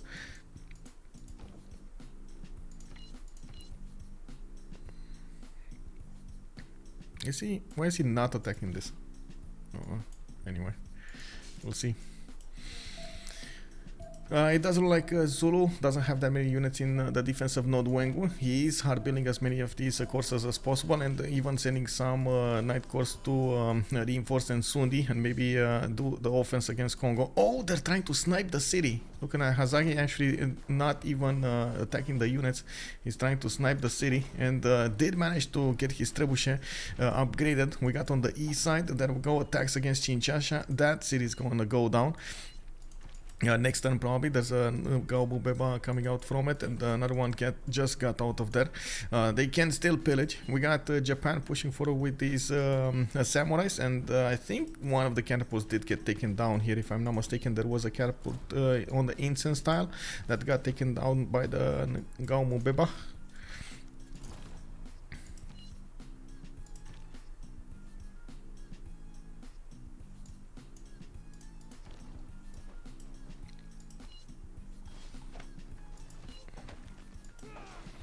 Okay, more heavy chariot cores being chopped here. He still needs to upgrade them somehow. It's 140 gold.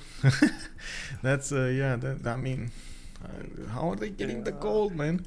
Persia getting so many commercial hubs now. I mean, it's too late, but he's still trying. He's still trying. Honestly, I kinda hate this though. Like, people just lost the ability to hard build units.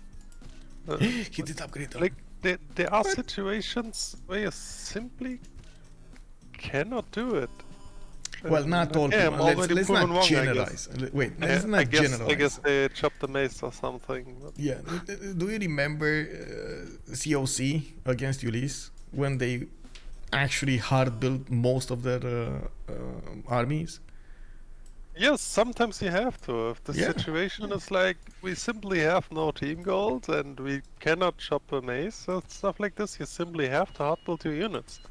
Obviously no one likes it, but sometimes you have to. Yeah, there's no way around it. I'm actually surprised. I was I was just on this, and I was seeing the samurai can survive if it attacks in the Mubeba, and the Mubeba is slowly taken down. I'm surprised he used the samurai as the last attack instead of attacking first with the samurai and taking it down with the crossbow. There was no other unit to attack into him, but anyway, I guess that's just me. Oh, there we go. Kinshasa goes down, and Malm just got another city inland. He's also getting a 4-0 city against Kongo to use. Kongo is on his last legs.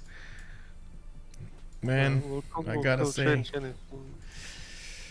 Yeah, but man, Kongo's going down. Titiits is going down. At least, you know, for the ego, you gotta take down Kongo. Kongo, the one that managed to disrupt the Persian Empire over here for so long. Why are they not taking Namadol, by the way? What is this?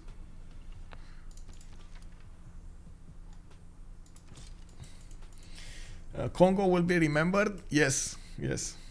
It will live in our memories. We got Warsaw getting attacked here. The frigates are slowly taking down that city strength. The frigates do also benefit from a +6 intel on opponent's movements. Multiple Nihangs coming out. Whoa. From, well, I did say we haven't seen these units before and for a long time, but these Nihangs are 77 strength, by the way. Wait, what? Oh, he did build everything?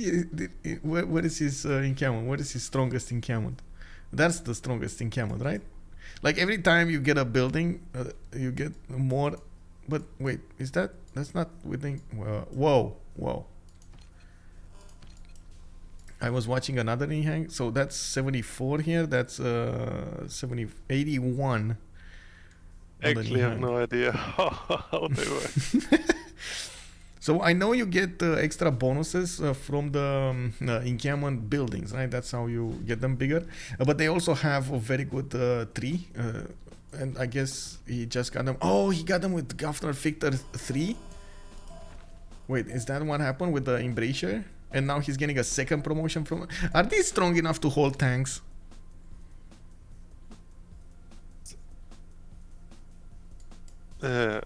I guess I have no idea, but I would say no. Yeah. What is like, the I mean, condition the for 81 gold? is like because they have a +10 against anti-cav and stuff like this, which you have it, so they are more realistically like 70. Well, let's see. Crossbow, there's 65, yeah, I guess. This is 65, this is 65 against the crossbow. Yeah, I guess. Terracotta, by the way, is gonna be 110 here from Aduatuca 210, and Lublin is not gonna build it. That's very important, taking away the second promotion from the Nihangs. Okay, Roklo got the walls up, and it looks like, yes, the frigates still attack into it quite strongly, though. That's damage district and unfavorable terrain. Now we got more units from Zulu going against Mubanza Kongo. Kongo just lost all of his, almost all of his units. Actually, only 4 of them survive here. Mubuila, okay, rebelling but stable. Kinshasa, rebelling but relatively stable. As in, it's a long time until it rebels. And Kongo is going to be the first one to go out of the game now. Wow. That is just... can they... I mean, I feel the answer is in the question, but I don't think they can. I don't know. I mean, I'm trying to find the hope. You know, I'm trying to find the hope, the positivity in all of this. Can they keep hope alive on the SAS team, even if they took out a member of their opponents? Can they keep hope alive? Natsultom, thank you so much for the prime. Much appreciated. We little closer to 300. Yay. Also, good evening, Andireo. Hello there, sir. Do Spain Corsairs on Zulu just end the game? Spain Corsairs on Zulu? No. I think he has a strong enough units to defend with here. Wow, 3 nations trying to go terracotta, and only one will get it. Okay. Yeah, that's now also the bonuses do not stack. 2 barracks don't give you more strength. No, it's not the barracks. It's the if you're talking about Nihangs, he would need armories and he would need military academies, right? If I remember correctly, the bonuses on Nihangs are actually dependent on the... there we go. So you get 15 combat strength when building barracks, armory, and military. When they're first constructed, there's just one. You need to construct one and you're gonna get that bonus. And there we go, guys. Kongo! You will be remembered! I remember Kongo? Yeah, I mean, what can I say, man? Congratulations, Malm. Congratulations, Hazaggi. You have avenged your brother, Sandro. I am still mystified how Sandro lost those 2 cities there, by the way. Wow. Anyway, 5 more turns until the next World Congress session. Let's actually take a quick peek over here in the 4 versus 3 situation. We're going to need to take a look who's going to get the era score. Looks like JR is going for that triple golden age, while everybody else might stay in a dark age. Triple golden age power. Okay, Warsaw 73 strength, Roklo. Man, these figures do deal so much damage. By the way, Rahendra with the Admiral with the +5 against civilizations in a golden, +6 intel, and they're only 55 base. So much damage over here. He's missing out on Wars of Religion. yeah, he needs Words of Religion. Oh my god, guys, Damori just, yeah, not optimized, guys, not optimized. So, was there even Oligarchic Legacy? I didn't spot it. I mean, that's not gonna work on frigates, right? Oh yeah, true. Okay, factories, Atuatuca, okay, shipyards, Camionabilisation. Did he, at the moment, by the way, Spain did not start to build up his shipyards. We do have, oh my god, bro. JR 500 production versus Hazaggi's 114, SandroGames 103, Alexis Krempp 138, and Malm's 48. Oof. Yeah, he's turning fast, and he's just gonna go 600 production here immediately, right? He's just gonna go so tall so fast. Okay, I guess the biggest question is, can France survive the attack of Zulu here? Auckland has been taken down. That's another win. Where was Auckland? Wait, what wasn't? Oh, France lost. Sorry, Spain lost the production, lost Kongo Sus, and then France attacked it and killed it. Okay, that's good. Also, Paul is saying, but maybe he decided to take it out as he no need to waste the card. Yeah.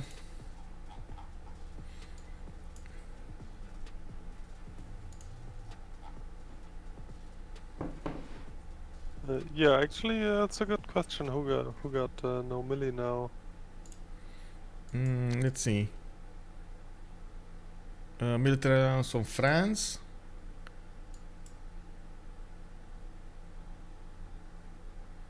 No milli on Gaul. Gaul doesn't have a milli.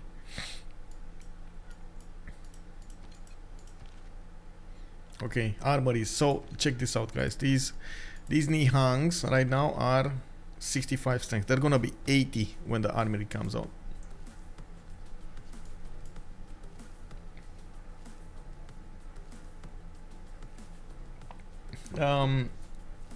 Wait. No, they're 80 right now. No, or they will be 80, right? Oh my god, this horse actually has +9. Yeah. Did you see this, by the way? Gaul actually has +9 on Poland. Wow. I guess we have to get Defuis on the cast. He can tell you everything about Nihangs. De Vries? Where? Oh yeah, where is De Vries? Also, Arsenios, good evening, sir. Ambioris has more stats than all of the SAS team. Yes, that is quite something, by the way. Looks like the Nihangs are. Oh, I see what you mean. So they're 25 base with the 15 +15 from the barracks +15 from the armory. It's gonna be 55, and then with all of the other bonuses like the promotion and so on. What promotions do these have? Tech +7 combat strength when flanked. Ew. Okay, so I guess if you attack with them into them with more units, you're gonna get +7. They're gonna get +7. Look at these Nihangs. Man, these look like the warriors from Prince of Persia. Don't they look like the warriors from Prince of Persia? I don't know. For me, they look just like generic Indian guys, but what do I know? Okay. We do have Japan with full catapults, by the way. On each of the tiles of his coast, he has a catapult. 1, 2, 3, 4, 5, 6, 7, 8, 9, 10, 11, 12 catapults. Why are they keeping Namadol? What is this? The question is, can he get more catapults than he has science? Oh man, yeah. Also, Tessera, when flank most likely will work only on defense when the enemy gets any flank. Yes, of course. Yes, of course. On the defense, yes. I guess I did need to mention that. Spain is attacking Poland for the moment, not Japan. Spain, yes, Spain does have over here, well, a mission to take down Roklo. He did manage to take out this city, and it looks like Gaul did also get a caravel fleet here to help out with the damage.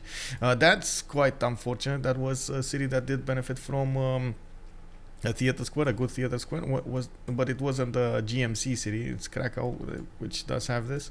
And I do see Alexis Krempp at some point just realized he's not gonna get this defense going, so he casually ignored the coast. Okay, Mubanza Kongo has been given to Hazaggi. Hazaggi is 71 science, 67 culture, and now his armies are tearing apart the cities of France. We do have Dijon about to go down over here. That's one of the first French cities to be taken down. New units are being built and upgraded with Matterhorn bonuses and being sent to the front line. He does have now to go against French Cavs, which are going to be very strong. Very strong. 84 defense strength there. I guess Impi corps can go through them, or Impi armies, but he just doesn't have enough of them. Okay, there we go. One city got taken away from Pompi. They're slowly chipping away at their opponents here. Also, Iron Class, hello there, sir.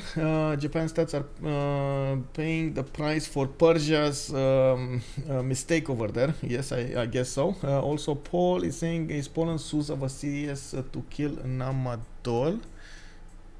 Poland is Lahore. Is Sus of Lahore. Guards 2, how did the discussion go from they are super strong to well, okay, maybe not, but they don't cost gold? Wait. What are you talking about? A video will be up once the live cast is finished. Same site under videos. I think it's already up, by the way. And even if you don't see it on Twitch, you can always see it afterwards on YouTube. It takes me a little time to process all of the videos, but I usually have all of my cast on YouTube afterwards. I wouldn't call them cheap. They get quite expensive. I'm pretty sure they get more expensive when you get a new building in encampment. I actually don't know about this. I think I honestly don't know about how the cost increases on Nihangs. But they weren't that expensive to begin with, if I do remember correctly. Like, yeah, I don't know. Do they even get upgraded when you build an additional building, for example? yes, all of them. So you kind of can rebuild them and they upgrade themselves. Yes. Oh, okay. And look at that 93. 93 defense, guys, on the Nihang. I did meme with the Nihangs for a bit, but it's yeah, I know. They were all the rage when they came out, but they got nerfed. I don't remember exactly what was the nerf. It was either on the base strength that got taken down, or the damage you got from the extra strength you got from each of the buildings. But something was changed on them. There was a nerf. Does Poland have unit to take Namadol? Poland? Yes, he does. Scout over here. He's coming with a scout, guys. Oh, you mean they want to? Oh, they want to save Poland. This is. Namadol has a crossbow though. And they usually target the weakest unit. Yeah, you gotta be careful, man. I guess he can put it on the stone and then I would say attack next turn or something in 2 turns. But yeah, that he needs to be careful with it. Yeah, here and then attack. Anyway, what do we have here? Japan moving more units to the west side. All of that army is gonna move forward. Guard Imperials do come out now, and these guys, man, these guys, 89 strength against the Knights 89. Okay, they're equal to Zulu's Knight Corps. This is surprising. We got Cav Corps coming out from the cities of Zulu, and from what I do see, they are not a match for the Guard Imperials, especially in France's territory.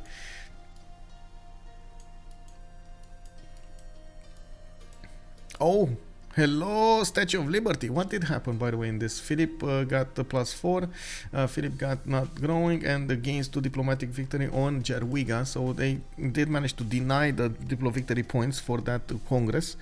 But still, JR is on 4 diplo. Was this a meme? Just getting Statue of Liberty because you could? I mean, it's obviously denied, because like if you really want to play it safe, as Freritos, you realize, okay, we're 1 man down. If we somehow screw up everything, or then Diplo is their best winning condition, so you just deny it. Yeah. Makes a lot of sense. Okay, let's see. Prophets? Gold? Leech.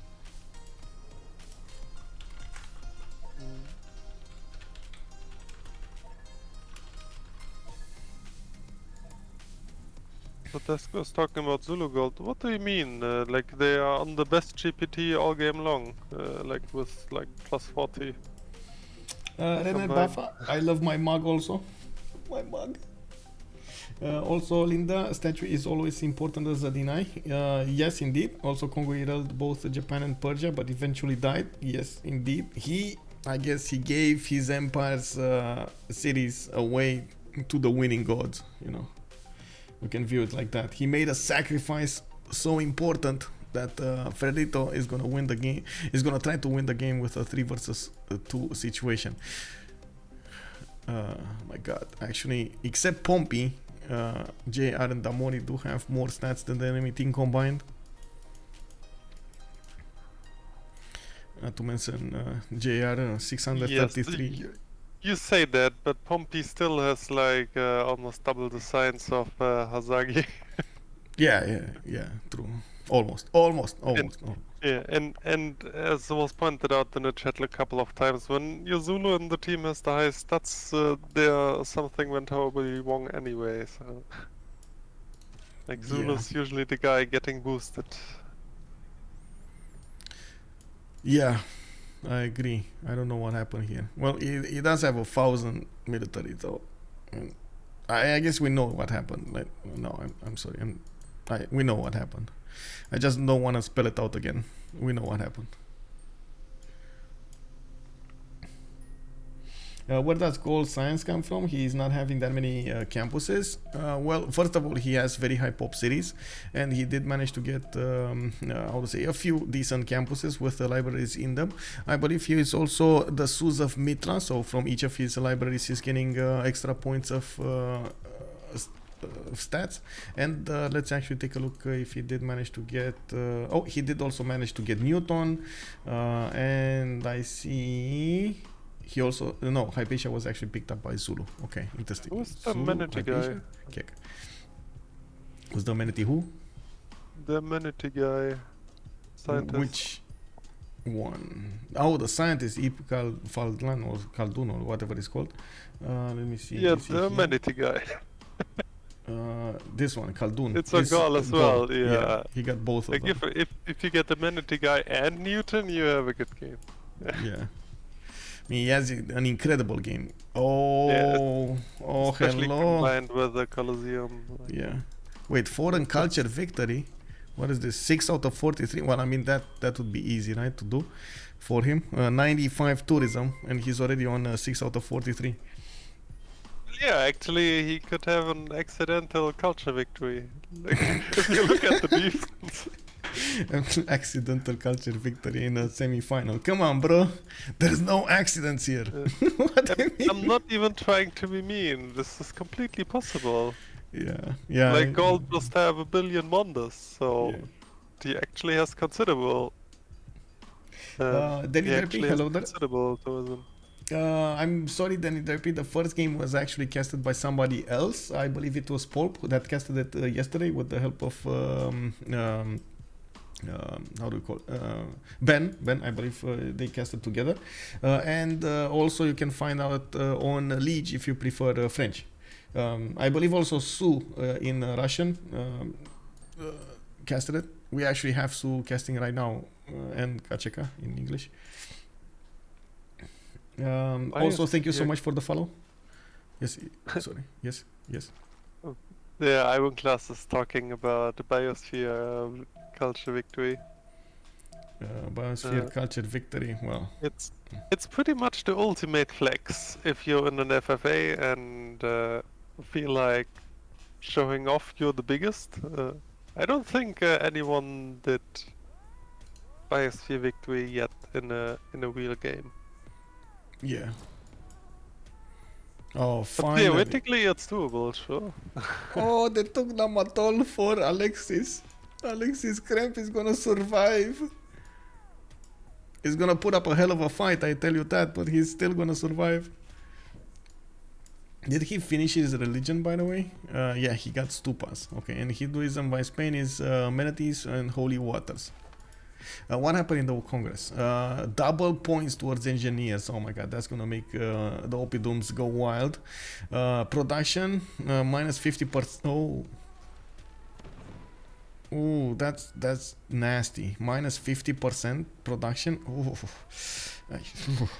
Alexis Krempp, 2 diplo points.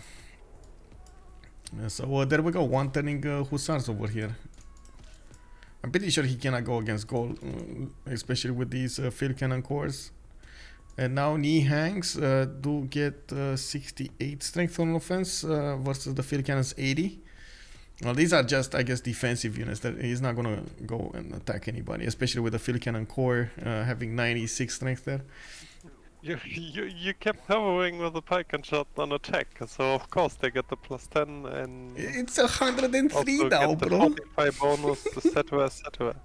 Yeah. You mean I cherry picked the bonuses? Of course, yeah, of course. Yeah, 72 pike and shot against the knee hangs, 103. Okay, I understand. You're just a Nihang fanboy. Man, objectives. I think I shouted out the Pulp quite a few times. We do have Hazaggi coming out here from Kwarukuza going against Spain here, and we do have these cav cores that don't actually deal that much damage against the Spanish normal cavs. We do have him with an ability to go against Amboise if they want to, and this I guess would be a question. Jeanne d'Arc is positioned to the south, not actually towards Spain. Are they trying to tear apart the French continent here, the French cities? I guess they are. They're moving. Yeah, they're going south. They're going south. Also, this guy, if you want to stack the bonuses, hover over the Nihang in the middle for plus 12 support. Yeah, I guess. Yeah, stack the bonuses, bro. Imagine the flex of telling anyone you want a Civ 6 World Tournament by culture. Man, I gotta say, imagine the flex if you tell them you want by religion. Well, religion is just pretty much always cheese and yeah, like it's not really in your hand, while like normal culture victory is actually one of the main winning conditions, at least in BBG. Yeah, I think there was who did it, Tordred, right? Did it the cheese with magnificence and managed to actually pull it off. Yeah, like the early cheese culture and magnificence, but I'm just talking about the quote-unquote, like in 4v4 culture victory happens quite a lot.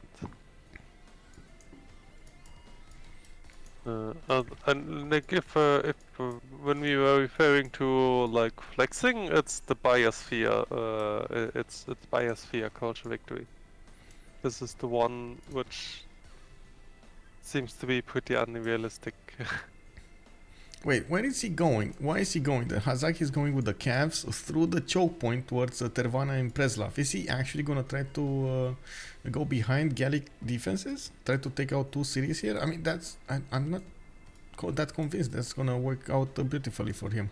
I guess we're gonna see. France is putting more units on the defenses than was, so we do have encampment coming out. We do have Toulouse 2 turns here, and I do see Japan is also moving from the east towards Mitla, where there are some French calves waiting to do something. Unfortunately, the French calves cannot enter the borders of city-state Sus by his ally.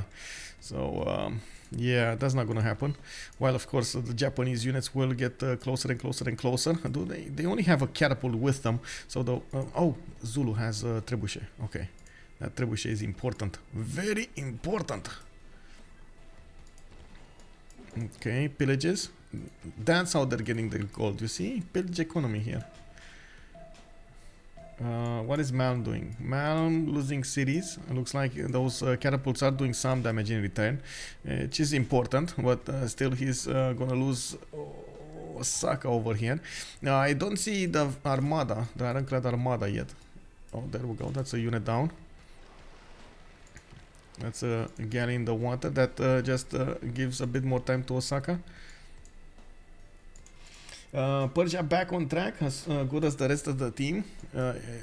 Well, he does have 116 gold. Man, he's now at least Sandro's doing something important. Like this. As good as the rest of the team is so mean to say, man. Oh my god.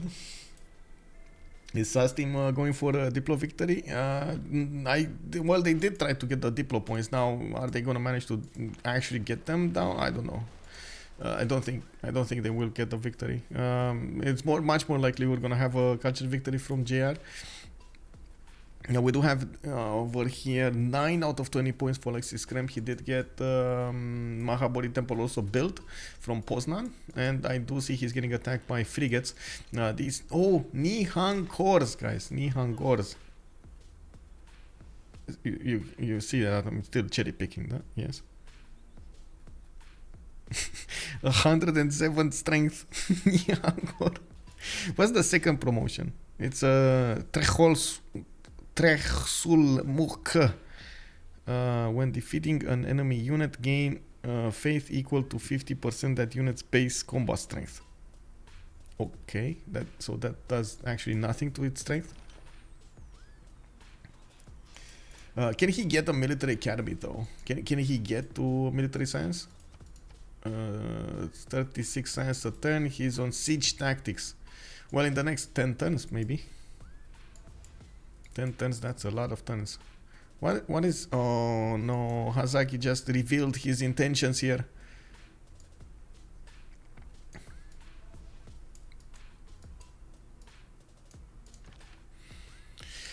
We do also have Hazaggi 6 turns away from getting ballistics, getting his own line infantry armies here from some of his cities, while he's still being cav corps and more line infantry corps. Man-at-arms army coming up from Nodwengu while he's getting pushed by guards. The guards are on their own continent over here on the red continent, and they do have an extra +5 against opponents' units on that continent, making them extremely tough to deal with. There's also a trebuchet that will slowly take down the city's defense, and that can actually be upgraded into a bombard. So does SAS team really have a win condition still, or are they playing for the 1% chance? I think they're playing for the 1% chance. I guess they're, first of all, they're playing for pleasure, and this is a semi-final anyway, so this is their last game anyway, so I'm pretty sure they want to give it their own.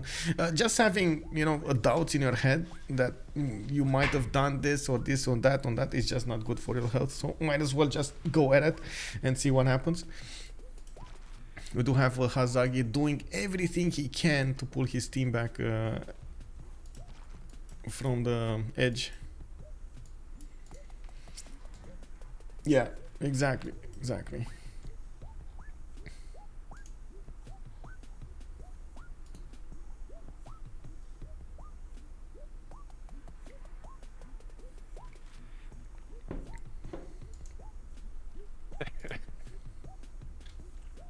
Just having a bit of banter with Paul here.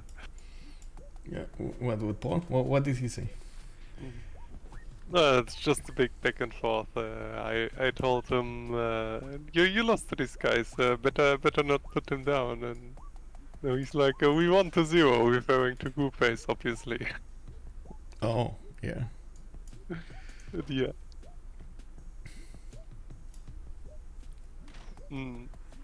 Yeah, we're getting on the top, but like, to be realistic, giving them a 1% chance here is actually quite generous, in my opinion. But yeah, as you already pointed out, it's obviously completely understandable that they don't want to see the game like this. Yeah, I mean, honestly, I've seen teamers games that would CC the second one of their teammates, like Persia, would have been taken down and put so back from the beginning of the game. But look at this, they actually managed to not only save Persia, but they also took out Kongo, the one attacking him, with a big sacrifice. I gotta say, it was an incredible sacrifice in amount of stats and units and so on, but they did it. And now they're pushing towards Mitra. That's gonna take away a significant amount of JR's science, but it's coming out of 300 points, not 200 points or 100. You can imagine it might not actually do that much in the long term. We do have now France managing to attack into North Wengu and got that city under siege. Biggest problem actually. This city actually, I think at some point, I think Hazaggi realized how bad as a decision it was, but he had to play it. So there was no choice over there. He made it. He's gonna have to do it again. So we'll see. We do have Zulu's units coming into the lands of Gaul, and they're trying to probably pillage some lands. They're also attacking Cordoba, a city of Spain, and it does seem like they... oh no, they're not. Actually, one turning walls. Okay, that's it. Mitra has been defeated. Let's see what did change. 30 science, that's it. Okay, 30 science just poofed out in the air from JR. Doesn't seem that bad, actually. Yeah. Also, I'm impressed Malm was able to defend with all of those catapults still now. Well, he did manage to lose the city of Osaka, but now we do see all of the Spanish Navy is focused on Kyoto, and then they're gonna move forward to Fukuoka. This is just a waiting room until that ironclad gets there. This is gonna be way stronger than anything can be put against it. Can we see? Yeah, we can see. I don't know what to defend it here though. Like, shot a couple of times and just lost the city. Like, when he loses the city, it's not defending. Well, he actually attacked a few of the... So, first of all, he didn't allow the Spanish fleets to get that close and keep on attacking his units without getting attacked back. And I guess he also got some damage on the catapults instead of the city center. So I guess that it's in terms of turns. Instead of losing the cities 5 turns ago, he lost the city now. It's just delaying the inevitable.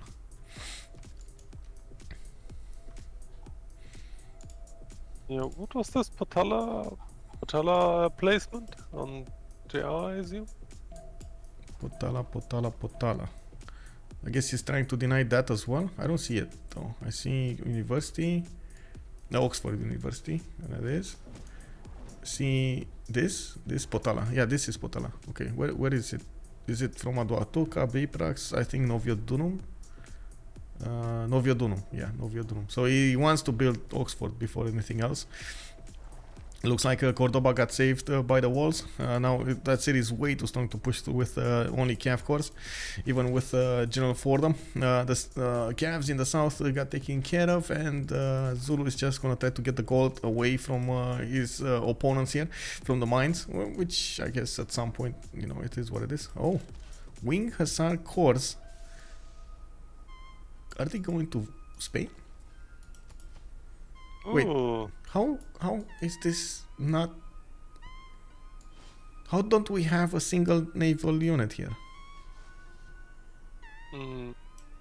Man. Just the more he figures he doesn't need more than he has. yeah, I'm pretty sure. I mean, he's not building any, but he's getting shipyards and so on, but how is this? Oh my god. Okay. Well, yeah, unfortunately in Spainland there's almost nothing to pillage. Yeah.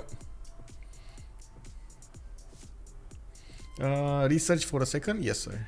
Still for Pompi, rifling for Damori. JR is getting this one. By the way, not Wengu going down. Next turn he's gonna get a line infantry army in there. Is that gonna be enough to help him defend? No. No. That's not the correct general either. Hannibal El Cid and Hannibal Barca, not the correct generals. He needs a what, industrial one? Line infantry and Cavs are industrial, right? Ooh, Spain attack, counter-attack against Dumdulovo. Damori is not gonna sit still and he's gonna try to take out cities from Zulu. That's also, wow, wait, I just noticed the government plaza from Zulu. He put it in the weirdest placement ever. Like, why is it not here? I don't know. Honestly, I have no idea. I guess Zulu was just so focused on the war that he totally forgot about min-maxing.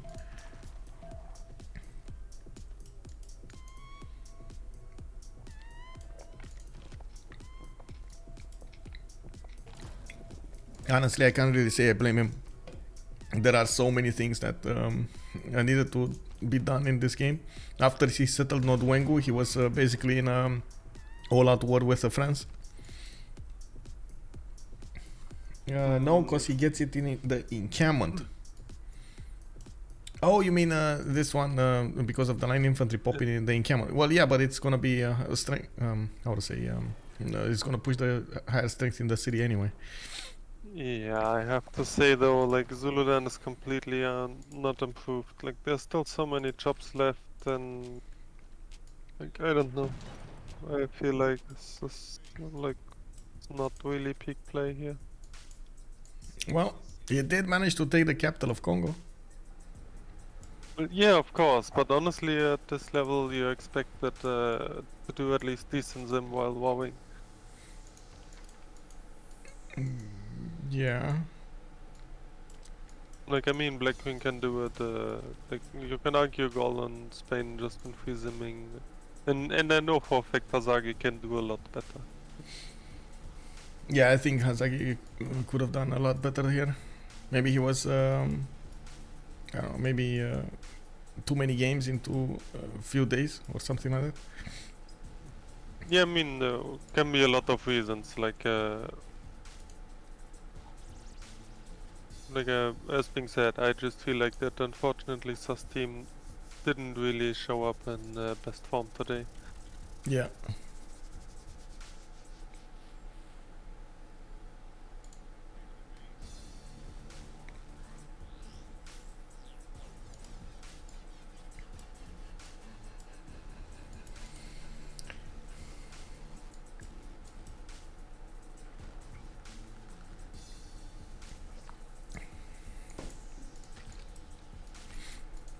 Well, I do have to mention they had some scheduling issues. I'm not sure exactly what happened behind the scenes, but I do know they were asking for a reschedule. It looks like the second game over here might not have been in the best conditions, but that shouldn't be an excuse, right? They had a week to go for. Oh yeah, of course, and there's always like there are obviously a billion reasons why it is maybe the case, which is very understandable from a human perspective. But we are just here to commentate their play, and I kind of have to point out that they just fumbled on multiple occasions, at least in this game. Yeah.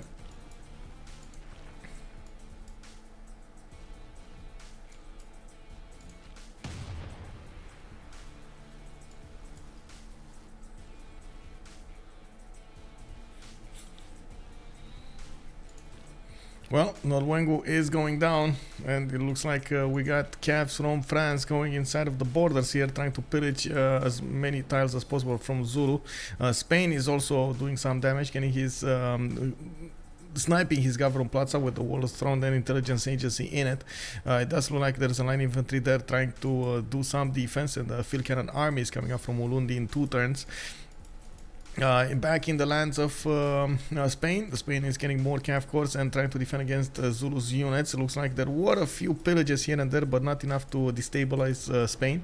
While I do see Zulu is moving to the west side here. He doesn't have the second promotion on the calves, so they can't really have their pick of the litter here on the mines. They're gonna need to actually move quite a bit and then wait until they get the pillages. That's gonna significantly reduce the amount of pillages they're gonna get here. How are they gonna actually use that gold? I don't know. I see SandroGames is making a decent amount of gold now with 160 gold, 62 gold. Man, he's about to make the most gold out of the game. If anything, SandroGames over here is trying to be how to say, relevant in the game.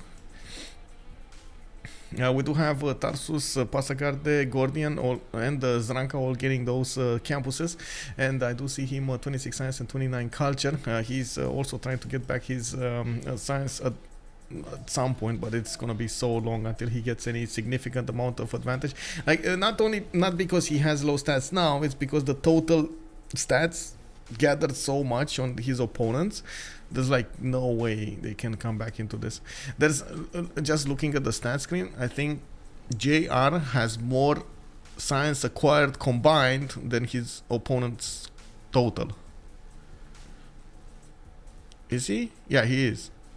So it's 3150, 778, 1533, and then 1218. Yeah, he has more than the enemy team combined. Man, JR needs to flex about this for days. He's probably we know JR. When he has something to flex about, he's gonna flex about it. So I'm pretty sure at the LAN over there he's gonna be like, remember that semi-final, man? Remember that semi-final, man? I got more than you combined. 7 city gold, bro. Beat that. Yeah.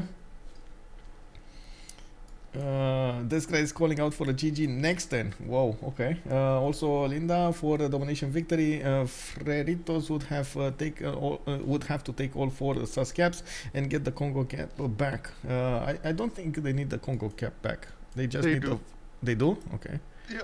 So they need all of 4 of them. Okay. R360, hello there, sir. I'm joining late. How did they kill one player with such a difference in stats? Well, that one player was kind of low in stats anyway because he attacked Persia. Persia got the support help of 2 of his other allies who basically reeled themselves into Kongo, but they did manage to take out Kongo.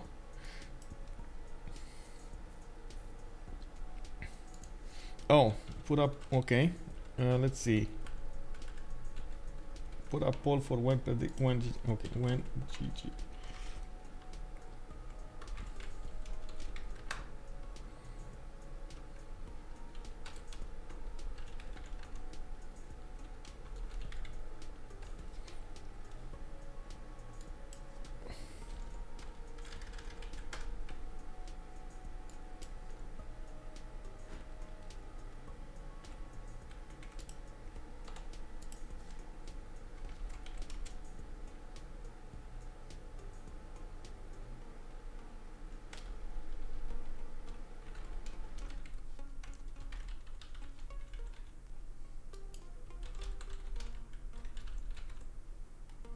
Okay, let's see. I put up the poll. Let's see. When do you guys think this is gonna be a GG?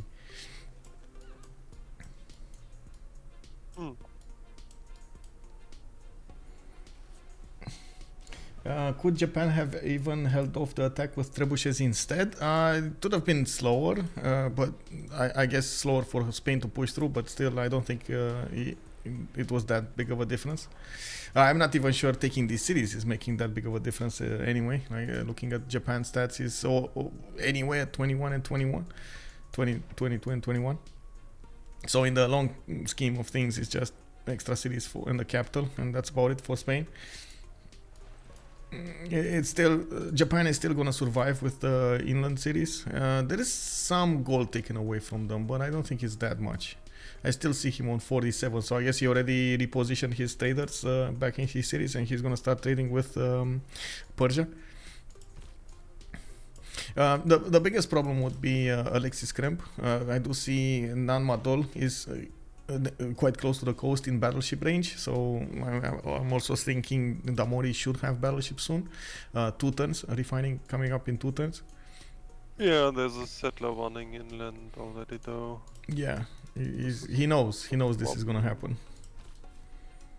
Is that gonna be fast enough though? I see 1, 2, 3, and I guess he can settle on the 4th time. On the 4th turn. Can you show the text real quick? Which text? Because we were on the text. What they're currently researching, yeah. Like, oh, you are. Ah, goddammit, my Okay. green gut was yeah, so it's combustion too. Like, I feel like if they do CC at all, it's when the tanks start bonking. I mean, they're already bonking. Hello, Mr. Tank Army. 112 he got combustion this turn. Okay. Yeah, and it looks like the tank armies do have the support of that railroad. Pike shots. Wait.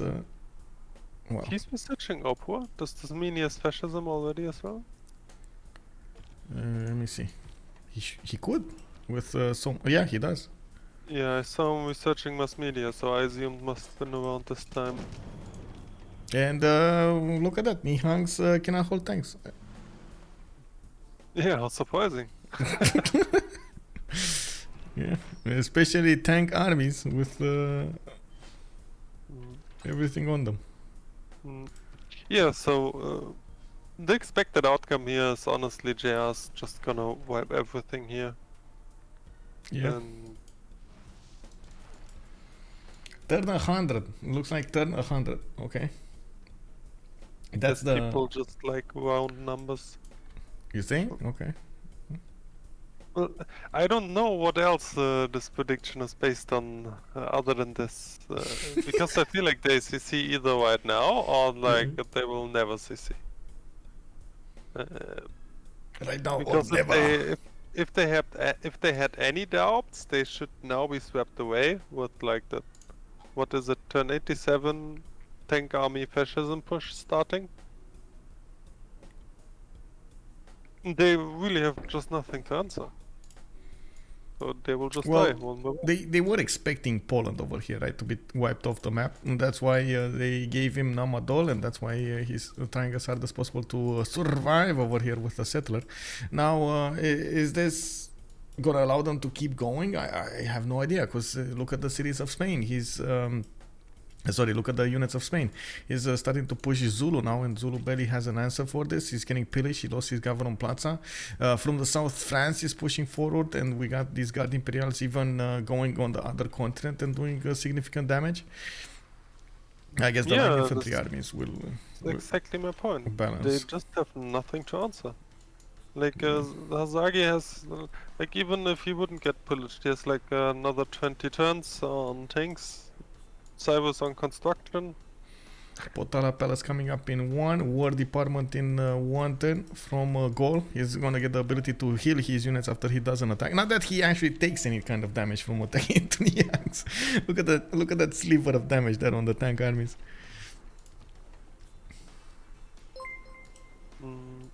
Excalidu, thank you so much for the follow, sir, and also welcome to the stream. Don't know how I got here, but I didn't even know we had a Romanian Civ 6 multiplayer streamer. Bună seara, domnului, bine ai venit! Yes, we got actually very few Romanians in the community overall. Deskra over here is one of them, and I did notice a few others like Dragos, I believe, Dragos CS or something, which kind of tells me he was playing a lot of Counter-Strike. I don't know if that's true or not. Wave, hello. We've been working together with a lot of amazing people from around the world to try to develop the Civ 6 streams, and slowly it's getting there.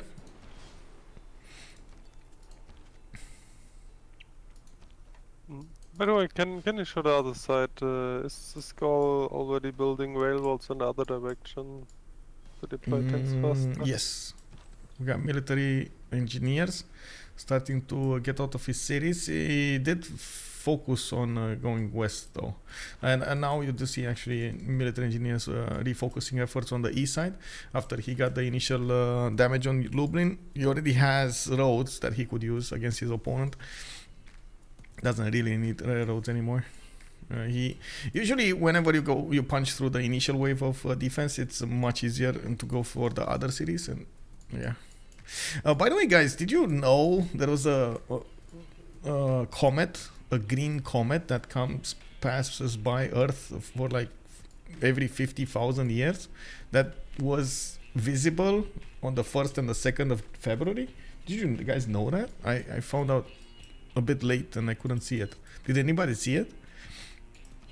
Did you see it, Justice? Did you know about it? Not necessarily about the green one, but honestly, like they're comets on like elliptical sun orbits all the time. So like if you're interested in the stuff, you can pretty much see something like that twice a week. Yeah, but I mean, this one is like extremely rare, like extremely rare. I was saying it hasn't been. That's the story, right? It hasn't been this close in like 50,000 years. We might never see it again. Yeah, well, I'm pretty sure there are a million comets with even like which take even longer, but we never saw them, so we don't know. How do they know about this one though? How do they know? I guess they did the math, right? Shared the numbers over there and did the math on this is the orbit over there. It must have been like 50,000 years ago. Like, are you sure? Yes. Are you sure? Are you for sure? Maybe it got pushed out by something else. I don't know. Maybe Well, like the instrument the astronomers do these calculations on obviously look at every possible interaction. So, pretty doubtable that something else pushed it out. Well, if it's anything like the spaceship that had two different, calculations for its height, or I should say altitude, that's gonna be a problem.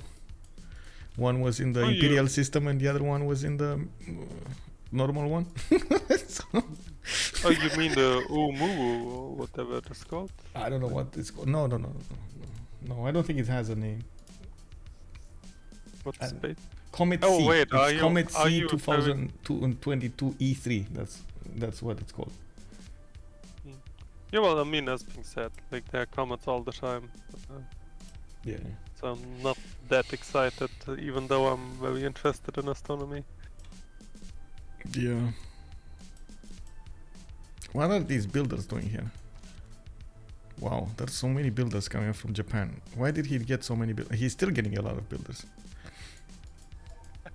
Oh, GG for finals. Man calls it out. Guys, you said turn 100, but it wasn't. It was what, turn 90 something? 90? Did we get to turn 90? I said 88, 93, and 100. What was it? It wasn't next turn, definitely. Let's see. 89. Oh my god, we were so close. Anyway, yeah, GG, well played for both teams. We did have a commanding lead from the beginning for Freritos de la Vega, even though we were expecting, by the looks of the map and the position of the players and the civilizations, for Sun's team to actually have the upper hand over here. There were some quick moves being done by Kongo against Persia, and he did manage to catch Persia by surprise over there, took two cities, and basically forced Persia to defend himself for the remainder of the game. His allies of Persia came to help him and took out Kongo as an empire, but at what cost? The cost was the game. We do have to also move into the channels here, into the debrief channels, to hear a little bit from them, and of course give us an idea what did happen over there. Let's move. Let's move.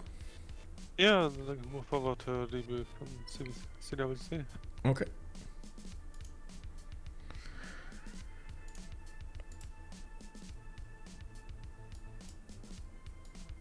GG. GG, well played. Hello. How many weeks is JR gonna flex on this? That's the quickest question.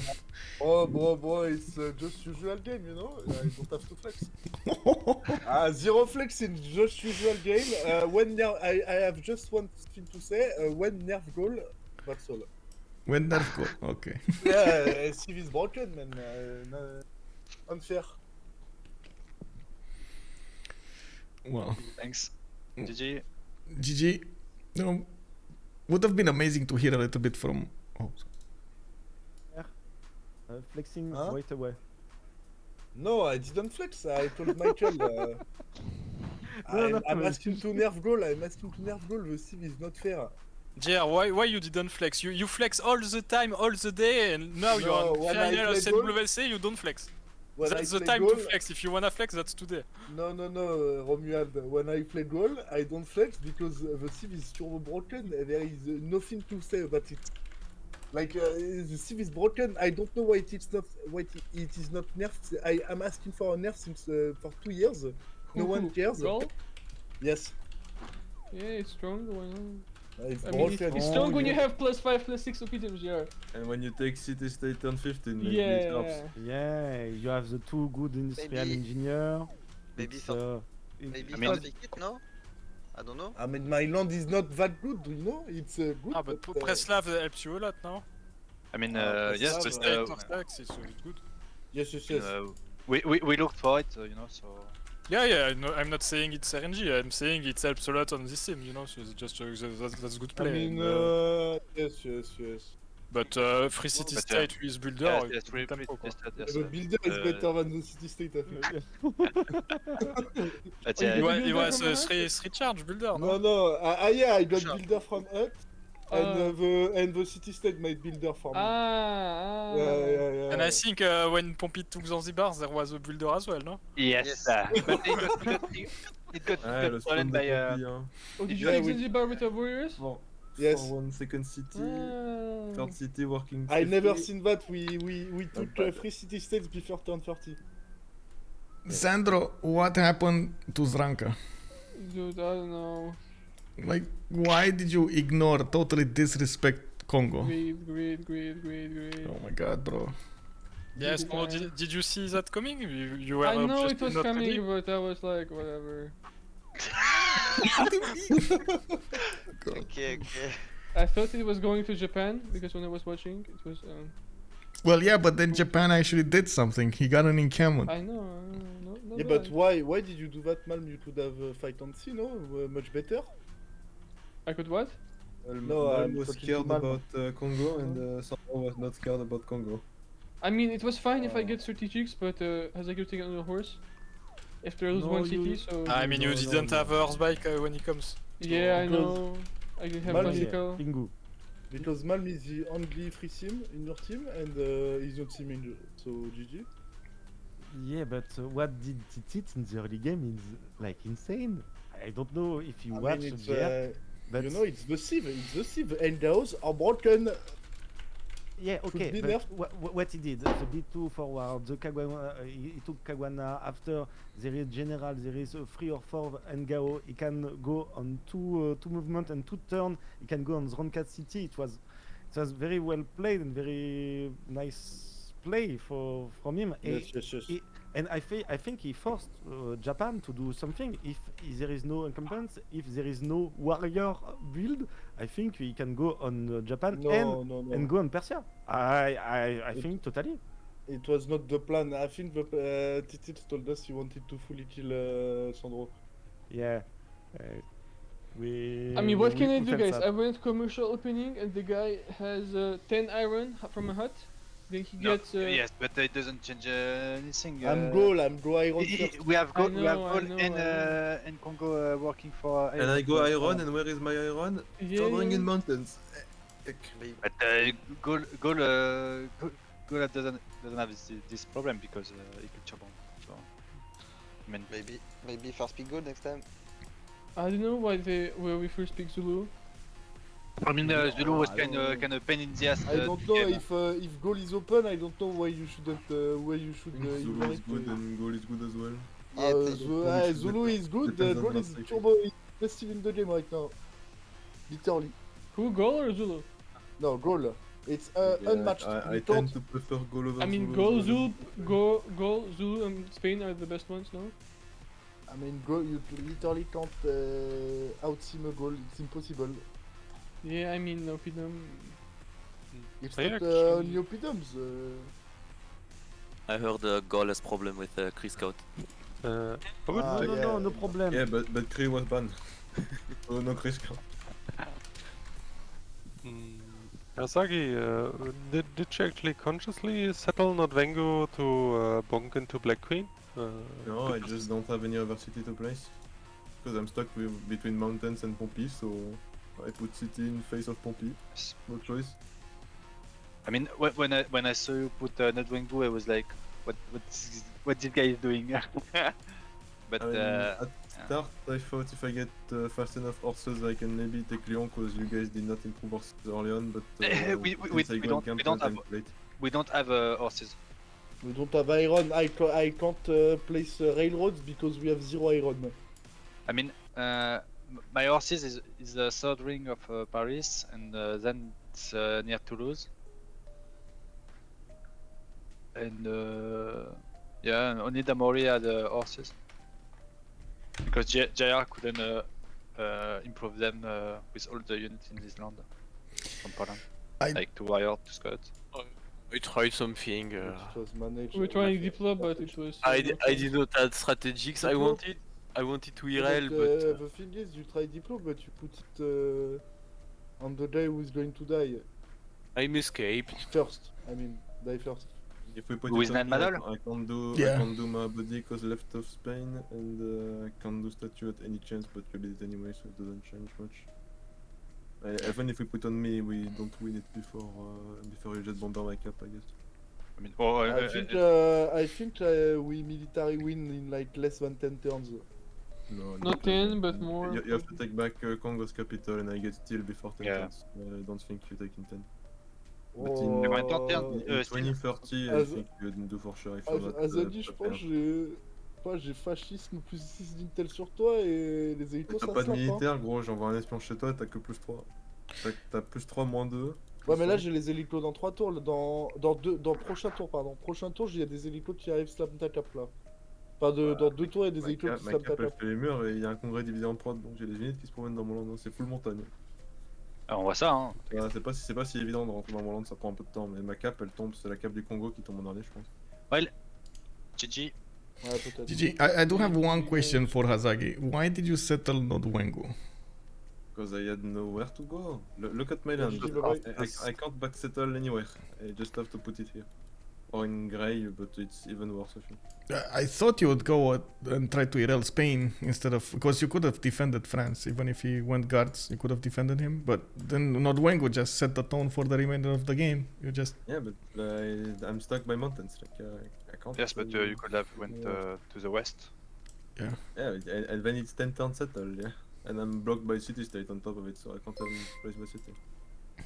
Okay. I'm not forced to 5. Okay. Alright. Hey, thank you, Torben it of was a very good Herbis game and for the very, follow, sorry. Cool to watch and to cast, so thank you guys. Yep. Anyway, Yes. and GG to both team to reach this loser bracket final for this team and to reach the grand final for Freritos. Well played. Congratulations, guys. Yes, thanks. GG. GG, well played. So there we have it. We heard from both teams the answer to the questions we were asking for so much time now, and I do hope we're gonna see an awesome game coming up from Freritos versus COC. I'm pretty sure the best of 5 series is gonna be amazing. Just to answer about the question, I believe COC will actually have, if I do remember correctly, how we did it last season with the best of 5 in the finals. COC will start up with a win anyway because they are in the winner bracket, and of course. It's gonna be a best of 5 series. I'm gonna actually open up the channel soon so they can talk with each other and of course schedule for the next games. And we're gonna have all of the information available in the CWC website. The civ6worldcup.com is gonna be there. They do have 2 weeks to get these games finished, and of course we're gonna see how many of them will there be. I think it's a bit I would say uncommon to have 5 games or possible 5 games being played in the first in a week. Soberman, also good evening, sir. Yeah, so without further ado, I do want to thank so much Justice for coming up here and of course telling us about the game and how it did work and so on and so forth. And yes, the challenge one does not reflect that correctly. We will reflect that soon.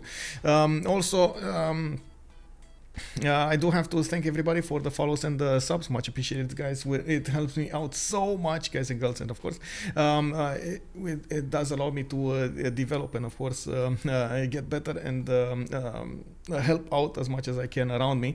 I do hope we're gonna see each other in the next stream as well on I'm not sure when it will be. I'm still waiting for the schedules coming out from the CPL Premier League and the CVFR squadrons, but I do hope we're gonna have games maybe tomorrow or the day after tomorrow on my Discord, !Discord. You can find out that information over there. Akar, thank you so much for the follow, sir. Also MM Lee, with much pleasure. Always a pleasure to have you also on the stream. If you're coming up from YouTube and you did see this movie, please throw it a thumbs up if you actually like this video, and of course the show in the semi-finals, well, I should say the finals, the lower bracket finals between Freritos de la Vega and SAS team. They did manage to get a 2-0 advantage over their opponents, and Freritos de la Vega is going forward to the finals. Also leave a comment down below if you are asking if you have any questions about the games or if you have any questions about the tournament. I'm more than happy to answer them. Not to mention, if you have anything to say about the game, throw it down there in the comment section. You can always catch me live on twitch.tv/OnSpotTV, and I hope we're gonna see each other there. Without further ado, I'm gonna close it here. Thank you so much, everybody, for everything. I'm gonna be looking for somebody to raid over here, so in just a few seconds I'm gonna try to figure out who that is. Have a good evening, everybody, and have some good time with Civilization 6 Gaming. Bye bye.